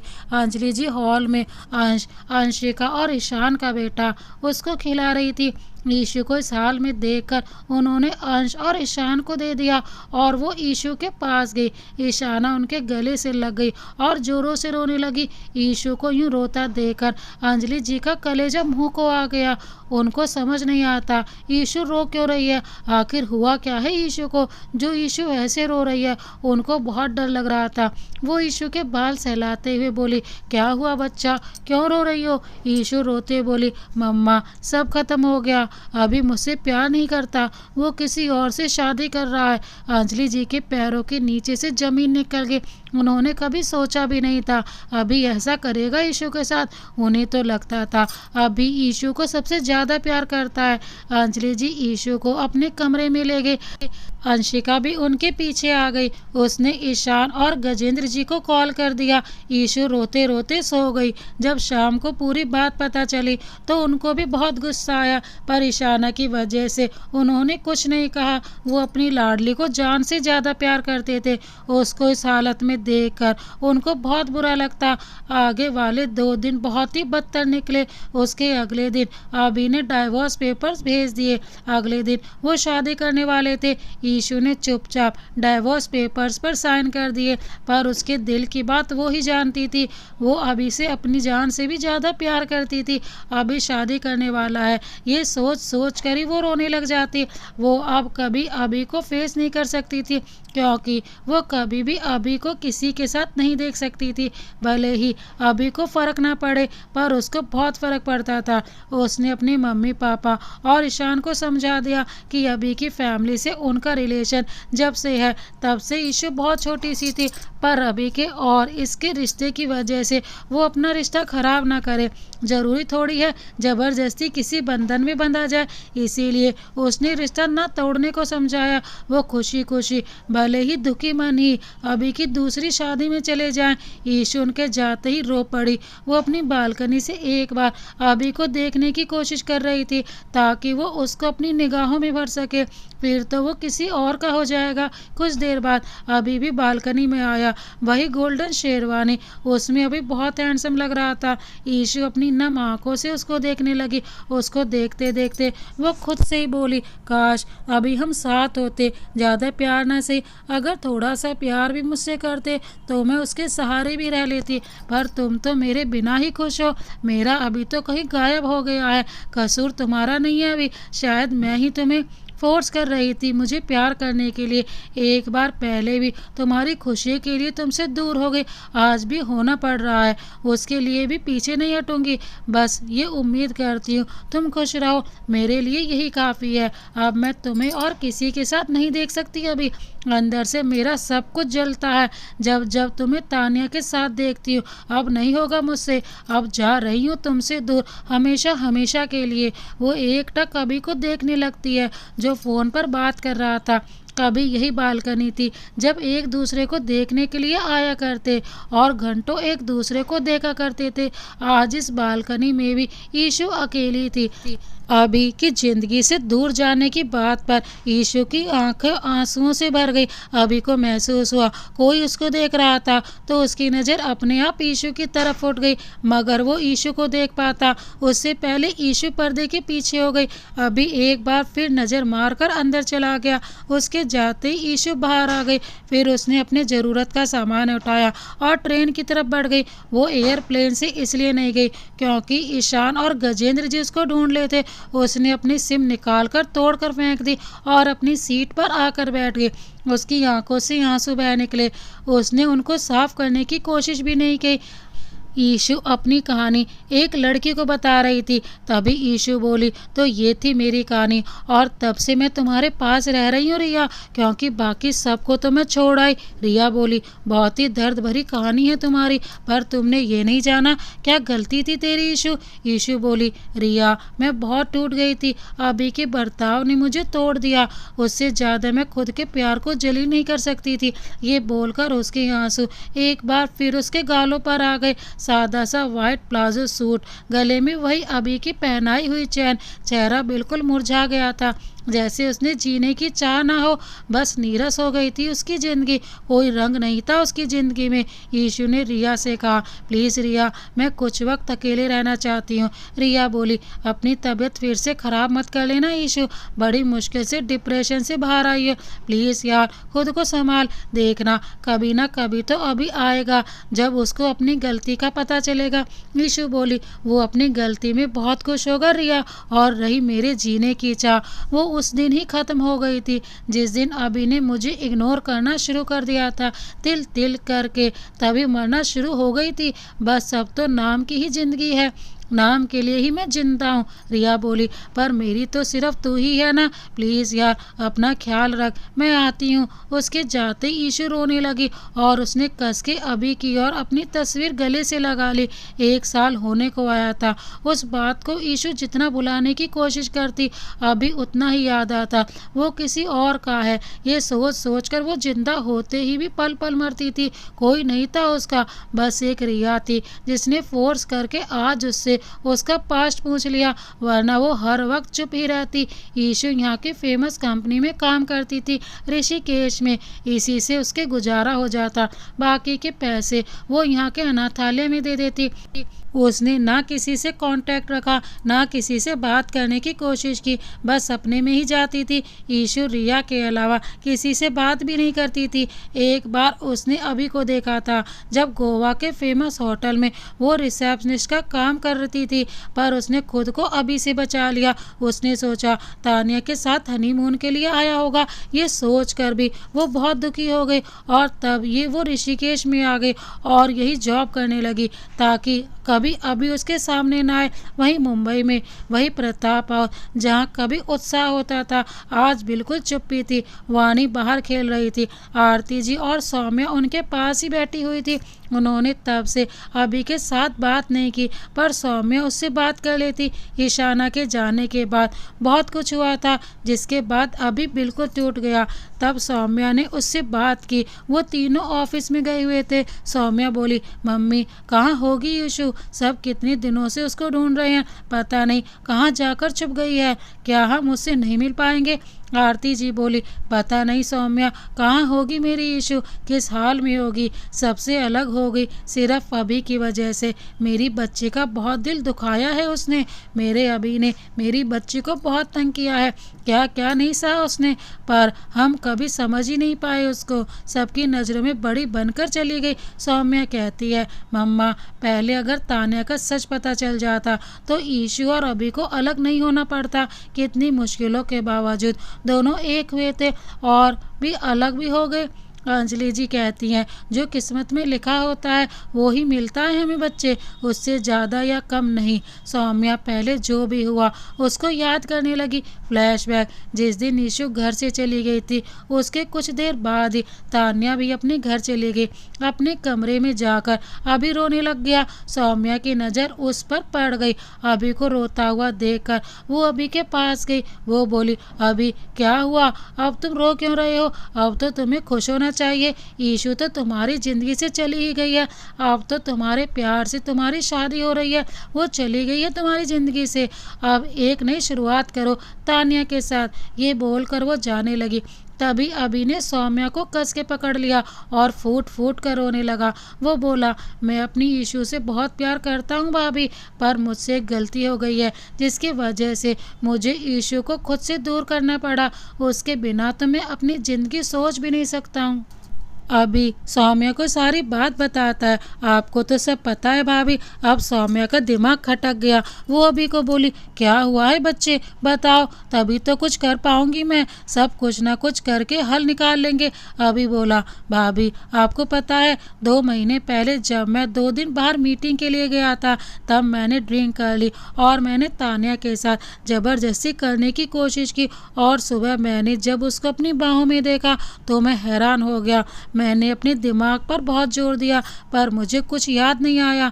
तान्या के पापा के साथ हमारी मीटिंग थी। 1 महीने बाद उसको पता चला वो मेरे बच्चे की माँ बनने वाली है। इसीलिए मैंने अपनी लाइफ से ईशाना को निकाल दिया क्योंकि मैं किसी के साथ ऐसा नहीं कर सकता था। मुझे भी बहुत दुख हुआ पर अब तान्या मेरी जिम्मेदारी थी। तभी मैंने ईशु के करीब जाना छोड़ दिया ताकि वो मुझे भूल जाए और आगे बढ़े। इसके लिए मैं उसकी नज़रों में बुरा बनने के लिए तैयार हूँ पर मेरे साथ नहीं रह सकती। वो उसको भी आगे बढ़ने का हक है। ये बोलकर वो फूट फूट कर रोने लगा। सौम्या को जैसे ही सच्चाई पता चली उसका दिमाग चकरा गया। अभी की बात सुनकर सौम्या को कुछ समझ ही नहीं आया कि वो क्या करे। वो अभी से बोली, तूने तान्या के बारे में जानने की कोशिश की, क्या पता वो झूठ बोल रही हो, क्या पता वो किसी की चाल हो। अभी बोला, पर वो ऐसा क्यों करेगी भाभी, गलती मुझसे हुई है और मुझे भुगतनी पड़ेगी। ये बोलकर वो बाहर चला गया। सौम्या ने ये सारी बात अविका, ईशान और आरव को बता दी। उन्होंने तान्या के बारे में सारी इन्फॉर्मेशन निकालवा ली। उसके बारे में उनको सब पता चल गया। असल में तान्या प्रेग्नेंट नहीं थी, वो बस झूठ बोल रही थी। इसका खुलासा उसने शादी वाले दिन किया। शादी वाले दिन जिस दिन ईशु घर से गोवा चली गई थी। शादी की तैयारी हो चुकी थी पर ईशान ने तान्या का चेकअप करवाने के लिए डॉक्टर को बुला लिया। ये देखकर तान्या एकदम डर गई। वो प्रेग्नेंट थी ही नहीं तो कहाँ से ये बात बदल जाती। जब उसके अभी को रिपोर्ट दिखाए तो वो झूठी थी। तो तान्या ने बताया वो अभी से प्यार करती थी। जब से उसने पहली बार उसको देखा था तो उसने धोखे से शराब पिला दी और उसके साथ ज़बरदस्ती होने का नाटक किया। ये सुनकर अभी के पैरों तले की ज़मीन खिसक गई। उसके सामने उसका अपना व्यवहार आ गया जो वो ईशु के साथ करता था। जब वो तान्या के साथ घर आया तो उसने शराब नहीं पी थी बल्कि उसने अपने कपड़ों पर छिड़क ली और ड्रिंक करने का ड्रामा किया। पर ईशु की केयर करते देखकर उसकी आंखें नम हो गई। सभी लोग गम में बैठे हुए थे। अभी में ईशाना को फेस करने की हिम्मत नहीं थी। फिर भी वो सबके साथ ईशाना से मिलने के लिए गया पर वहाँ उसको ईशाना नहीं मिली। ये देखकर अभी बिल्कुल टूट गया। अंजलि जी का रो रो कर बुरा हाल था। तो अभी बोला, मम्मा आप चिंता मत करो, मैं ईशु को ढूंढ कर ही रहूँगा। ये बोलकर वो बाहर चला गया। उसने कई बार ईशु को कॉल किया पर उसका फ़ोन बंद था। रात हो गई थी पर ईशु का कोई पता नहीं चला। वो थक हार कर अपने कमरे में चला गया। वहाँ पर पेपर्स के साथ ईशु का मंगलसूत्र और एक चिट्ठी रखी हुई थी। वो पेपर्स कंपनी के थे जो अभी ने उसके नाम की थी। उस पर उसके साइन किए हुए थे।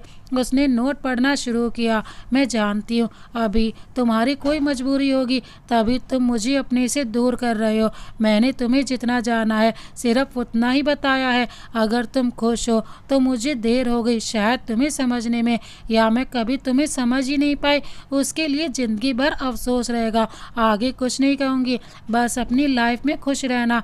तुम्हारी तस्वीर और तुम्हारी गिफ्ट की हुई तुम्हारे चैन के अलावा कुछ नहीं लिया है। सब कुछ वैसा का वैसा ऐसा रखा हुआ है, तस्वीर और चैन। ये सोच कर ले रही, शायद इतना तो हक था ही मुझे, अगर वो भी नहीं था तो मुझे माफ़ कर देना। मैं इन्हीं 2 चीज़ों के सारे ज़िंदगी गुजार लूँगी। पेपर्स पर मैंने साइन कर दिए हैं। अपना ख्याल रखना और हमेशा खुश रहना। तुम्हारी ईशू। ये पढ़ते पढ़ते अभी रो पड़ा, पर अब तक सब देर हो चुकी थी। फ्लैशबैक एंड सौम्य अपने ख्यालों से बाहर आ गई। कुछ देर बाद वो डिनर लगवाने लगी, तब तक वो तीनों भी ऑफिस से आ गए थे। अब अभी बिल्कुल बदल गया था। गुस्सा बात बात पर करता, बोलता तो पहले भी कम था, अब और भी बोलना कम कर दिया था। ना जाने कहाँ कहाँ नहीं ढूंढा उसने ईशू को, पर हर जगह निराशा ही हाथ लगी। जब से ईशू से छोड़ कर गई थी, तब से उसका एक ही काम था, ईशू को ढूंढना। एक बार तो उसने ईशू को ढूंढ लिया था, पर तभी ईशू वहाँ से गायब हो गई। अभी को पूरा विश्वास हो गया था वो उससे मिलना नहीं चाहती। खाना खाकर चुपचाप वो अपने रूम में चला गया। आज भी उसके रूम में ईशाना की महक थी। रूम में आते ही उसको ईशू की याद आना शुरू हो जाती। पूरी रात यूं ही करवट बदलता रहता। अगले दिन फिर उठकर खड़ा होता। अब उसको पता चला था ईशू ऋषिकेश में है, इसीलिए वो कल ऋषिकेश जा रहा था ईशू को लेने। पर अभी भी उसको डर था कहीं ईशू वहाँ से भी ना चली जाए, इसीलिए वो अकेला ही जा रहा था। सुबह 7 बजे की फ्लाइट थी उसकी।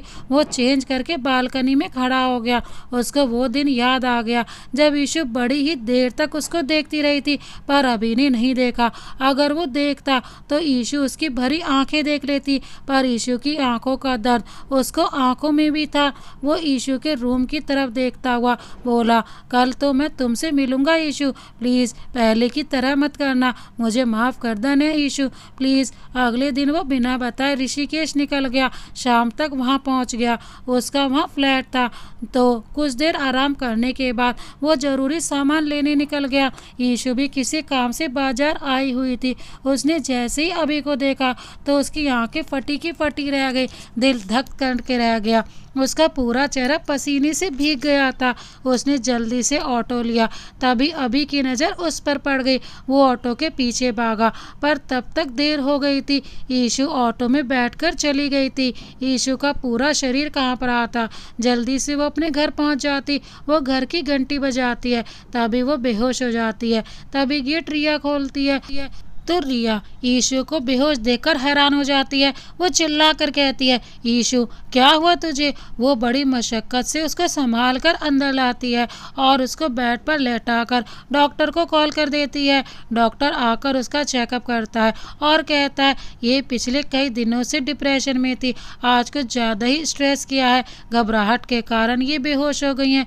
कुछ देर बाद इनको होश आ जाएगा, बस ध्यान रहे ये स्ट्रेस न रहे। कुछ देर बाद डॉक्टर चले जाते हैं तो वो रिया बोल पड़ती है और कहती है, मुझे पता है ईशू, तूने आज फिर अभी को देखा ना, क्यों नहीं तुम्हारा पीछा छोड़ देता? तभी तुम्हें पैनिक अटैक आते हैं, पता नहीं कब सब ठीक होगा। अभी अपनी कार से घर चला जाता है। जाते जाते उसने अपने आदमियों से ईशू के घर का पता लगवाने को बोल दिया। घर आकर वो अपने तेज कदमों से अपने कमरे की तरफ जा रहा था।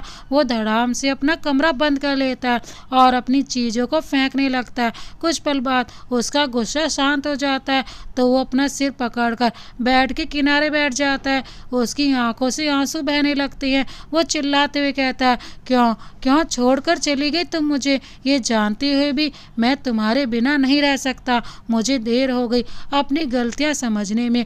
मैंने गुस्से में तुम्हें डिवोर्स पेपर्स भी दे दिए थे, तो तुम जबरदस्ती अपना हक भी मांग सकती थी ना। मैं आज तुम्हारे कितने करीब था, पर आज फिर तुम्हें पता चल गया मैं तुम्हारे बेहद करीब हूँ। फिर तुम फिर से जा छुप गई। मैं कितना बेचैन था तुमसे मिलने के लिए, तुम्हें अपनी बाहों में भरने के लिए, तुम्हें महसूस करने के लिए। ठीक है, अगर तुम्हें मुझसे दूर रहने में खुशी मिलती है तो ठीक है, मैं अब तुम्हारे पीछे नहीं आऊँगा। जब तुम्हारा मन भर जाए मुझसे दूर रह रह कर तब आ जाना, पर याद रखना तुम्हारा ये अभी तुम्हारा इंतज़ार करेगा। बहुत प्यार करता हूँ मैं तुमसे, करती तो तुम भी हो, पर मैंने मैंने इतनी बड़ी गलती की है जिसके लिए तुम मुझे माफ़ नहीं करोगी। मैं बेवकूफ़ था जो दूसरों पर विश्वास करके अपनी लाइफ से दूर कर दिया तुम्हें। कितने दुख दिए हैं मैंने तुम्हें। प्लीज़ जान, वापस आ जाओ। तुम्हारे बिना ये अभी अधूरा है। अब तुम्हें नहीं छोड़ सकता अकेले। बस अब बहुत हुआ। अब तुम्हें मेरे साथ ही आना होगा। अभी उसके फ़ोन पर ईशु के घर का एड्रेस आ गया। वो तुरंत उसके घर की तरफ निकल गया। जैसे ईशु को होश आया वो एक बार फिर घबरा गई। वो अपने कपड़े पैक करने लगी। रिया उसको हड़बड़ी में देखकर उसके पास आई और बोली, ये क्या कर रही है तू? पागल हो गई है क्या? क्या हुआ है तुझे? तेरी तबीयत ठीक नहीं है यार। ईशु बोली, वो अभी आ गया है। मैं उसको नहीं देख सकती। तू समझ रही है ना मेरी बात? तू भी मेरे साथ चल। रिया बोली, जैसे हम गोवा से आए थे वैसे यहाँ से भी चले जाए। तू क्या समझती है अपने आप को? वो इतना बड़ा बिजनेसमैन है तो तुझे कहीं से भी ढूंढ लेगा, समझी तू? ईशु बोली, पर मैं उसे नहीं मिल सकती। कभी नहीं मिलना चाहती हूँ मैं उसे। अगर तू नहीं जाना चाहती है तो कोई बात नहीं, मैं अकेले ही चली जाऊंगी। तभी अभी की आवाज़ आई, तुम कहीं नहीं जाओगी? अगर जाओगी तो मेरे साथ वापस मुंबई जाओगी। ईशु ने जैसे ही अभी को देखा उसकी आंखों से आंसू बहने लगे। उसने खुद पर काबू कर लिया और गुस्से से बोली, मैं नहीं जाऊंगी, समझे तुम? अभी बोला, मैंने बोल दिया तो वही होगा। सब तुम्हें याद करते हैं वहाँ। हम कल ही मुंबई चलेंगे। ईशु चिल्ला कर बोली, नहीं जाऊंगी, समझे तुम? जब मुझे छोड़ ही दिया है तो अब क्या चाहते हो? तुम्हें हर रोज किसी और के साथ देखो और तिल तिल कर मरो। तो मिस्टर प्रताप, ऐसा नहीं होगा। हर बार तुम्हारी मर्जी नहीं चलेगी। मैं नहीं जाऊंगी। बस आप यहाँ से जा सकते हैं। ईशु की सांस अटकने लगी थी। आगे उससे बोला नहीं गया। उसके वर्ड अभी के दिल को चुभ रहे थे, पर उसके बर्ताव को देखकर ईशु ने कुछ नहीं कहा था। अभी ने कस के ईशु को गले लगा लिया और उसके माथे को चूमते हुए बोला, रिलैक्स बीवी, अगर तुम नहीं चाहती तो हम यहीं रहेंगे, पर मैं तुम्हें छोड़कर कहीं नहीं जाऊंगा। मैं तुमसे अपनी सारी गलतियों की माफ़ी मांगता हूँ। प्लीज़ जान, मुझे माफ़ कर दो। क्या तुम अपने प्यार को एक और मौका नहीं दे सकती? आई नो मैंने तुम्हारा दिल बहुत दुखाया है, पर खुश तो मैं भी नहीं था। हर वक्त तिल तिल मैं भी मरा हूँ तुम्हें दुख में देखकर। ईशु बोली, कुछ नहीं जानते हो तुम। तुम्हारी वजह से हम अलग हुए थे ना, क्योंकि तुम नहीं चाहते थे हम साथ रहें। तुमने एक बार भी मुझसे नहीं पूछा मेरी मर्जी क्या है। मैंने तुम्हारा कहा मान लिया, पर अब मेरी मर्जी है। मैं तुम्हारे साथ नहीं रहूंगी। अब तुम भी मानो। ये कहते कहते उसको एक बार फिर पैनिक अटैक आ गया। वो अभी की बाहों में ही बेहोश हो गई। रिया ने झट से उसको पंप के जरिए से दवाई खिला दी। फिर अभी को देख कर बोली, जब से आपसे दूर हुई है स्ट्रेस की वजह से उसको पैनिक अटैक आते हैं। आपको पता नहीं है आपने क्या खोया है, पर उसको पता है उसने क्या खोया है। आप तो अपने नकली या ना होने वाले बच्चे के लिए ईशु को छोड़ गए, पर जिसके पेट में आपका बच्चा था उसकी माँ का आपने ख्याल ही नहीं रखा। ये सुनकर अभी की आंखें बड़ी हो गई। वो बोला, मेरा बच्चा? रिया बोली, हाँ आपका बच्चा। जब वो आपके घर से आई तो वो प्रेग्नेंट थी। उसने इसीलिए घर छोड़ दिया ताकि आप उस पर तरस खाकर अपने साथ रखो, और वो गोवा आ गई। फिर मेरे साथ रहने लगी। स्ट्रेस और बीपी शूट की वजह से उसने अपना बच्चा गंवा दिया। मतलब उसका 3 महीने का मिसगैरेज हो गया। तब से ये स्ट्रेस लेती है और पैनिक अटैक आते हैं। अभी की आंखों से आंसू बह निकले। वो इन सब का जिम्मेदार खुद को मानने लग गया। रिया आगे बोली, ईशु आपसे बहुत प्यार करती है, बस थोड़ी सी नाराज़गी है। गुस्से और नाराज़गी की परत चढ़ गई है आपके प्यार पर। जल्दी वो मिट भी जाएगी अगर आप उसका ख्याल रखोगे तो। ये बोलकर रिया वहाँ से चली गई। अभी ईशु के पास बैठ गया और बोला, कितना गलत साबित हुआ मैं। मेरी वजह से मेरा प्यार और मेरा बच्चा दोनों मुझसे दूर हो गए। आई एम सॉरी ईशु, हो सके तो मुझे माफ़ कर देना, पर मुझे लगा वो प्रेग्नेंट है और मैं अपनी जिम्मेदारी से मुंह नहीं मोड़ सकता था। पर मुझे तुम्हारा पता नहीं था। कभी केयर करने की कोशिश नहीं की मैंने। बार बार दुख दिए। अब उसकी सज़ा ये है मैं तुमसे भी अपनी माफ़ी की सज़ा भुगतूं। अब से हर रोज़ अभी ईशु की खातिरदारी करता और उसकी गुस्से भरी झिड़क को भी सुनता। यीशु उसको कुछ भी कहती वो हंसते हंसते करता। लगभग 1 महीने में ही यीशु की तबीयत में सुधार आ गया था। वो अभी के सामने ना सही पीछे से जरूर खुश होती। नाराजगी का पर्दा हट चुका था, बस प्यार मुंह पर आना था। अगले महीने सब घर वाले आए और यीशु को अपने साथ घर ले गए। यीशु भी सबको मना नहीं कर पाए। उसके साथ रिया भी वहाँ आई थी। अभी हर रात को उससे मिलने आता और उससे ढेर सारी बात करता। पर यीशु अब पहले जितना नहीं बोलती थी। अंजलि जी ने कभी दबाव नहीं बनाया कि अभी के साथ जा कर रहा है। वो हर वक्त यीशु को ममता की छाव में रखती, क्योंकि वो यीशु से बहुत ही प्यार करती थी। यहाँ पर यीशु अपने सारे दुख भूल चुकी थी। एक दिन अभी उससे मिलने नहीं आया तो यीशु को उसकी चिंता होने लगी। बालकनी से झांक कर देखा, कमरे की लाइट बंद पड़ी थी। अभी कई देर तक नहीं आया तो यीशु को चैन नहीं पड़ा। वो इधर उधर घूमने लगी। तभी अभी की आवाज़ आई, मुझे ढूंढ रही थी क्या? यीशु ने देखा अभी के माथे और हाथ पर चोट लगी हुई थी। ये देखकर यीशु डर गई और बोली, ये तुम्हें क्या हुआ? अभी तुम ठीक तो हो ना? ये तुम्हारे हाथ पर चोट कैसी? अभी उसके माथे को चूमता हुआ बोला, मैं बिल्कुल ठीक हूँ यीशु, प्लीज़ मुझे माफ़ कर दे यार, आगे से कभी ऐसी गलती नहीं होगी, पक्का। यीशु उसके सीने से लग गई और बोली, मुझे भी तुम्हारे साथ नई शुरुआत करनी है। अगले दिन से उनकी शादी की तैयारी हो गई। जल्द से जल्द आरती जी यीशु को अपने घर में ले आना चाहती थी। उनकी हल्दी की, मेहंदी की और संगीत होने के बाद आज उनकी शादी थी। गोल्डन जोड़े में और लाल राजस्थानी दुपट्टे में यीशु बेहद सुंदर लग रही थी। वो एक राजस्थानी जोड़ा था, बड़ी नथ, हैवी दुपट्टा, बड़े बड़े ईयरिंग, बड़ा सा राजस्थानी हार, मेहंदी और लाल चूड़े से भरे हाथ, कलीरे, गहरा मेकअप, पैरों में पायल। वो बेहद सुंदर लग रही थी। वहीं अभी ने भी ईश के लहंगे से मिलती जुलती शेरवानी डाली हुई थी। वो भी हैंडसम लग रहा था। दोनों आज बेहद प्यारे लग रहे थे।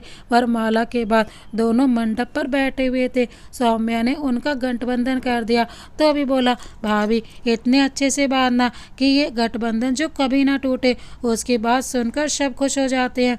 कुछ ही देर में उनकी शादी हो गई। एक बार फिर वो पति पत्नी बन गए। पूरे रीति रिवाज से उसने घर में फिर से प्रवेश किया। यीशु अपने कमरे में बैठी हुई थी। उसकी धड़कन बढ़ी हुई थी। तभी अभी अंदर आता है और कमरे को बंद कर देता है। वो यीशु के पास आकर बैठ जाता है और कहता है, जान अब तो आप खुश हैं, अगर अभी भी कोई विश है वो मांग लीजिए।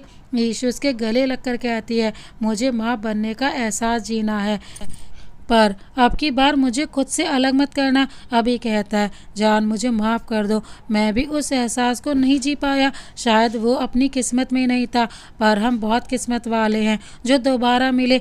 एक क्या जितने मर्जी बच्चे करवाना, मैं तो हमेशा रेडी हूँ। वो तो तुम हो ही बेशरम आदमी। उसकी ये बात सुनकर अभी उसको अपनी तरफ खींच लेता है और उसको अपनी बाहों में भरकर यीशु के होठों को अपने होठों में ले लेता है। तो दोस्तों, इस कहानी को अंत तक देखने के लिए आपका बहुत बहुत धन्यवाद। इस तरह की प्यार भरी कहानियाँ देखने के लिए हमारे चैनल को अभी सब्सक्राइब कर बेल आइकन को प्रेस करना ना भूलें।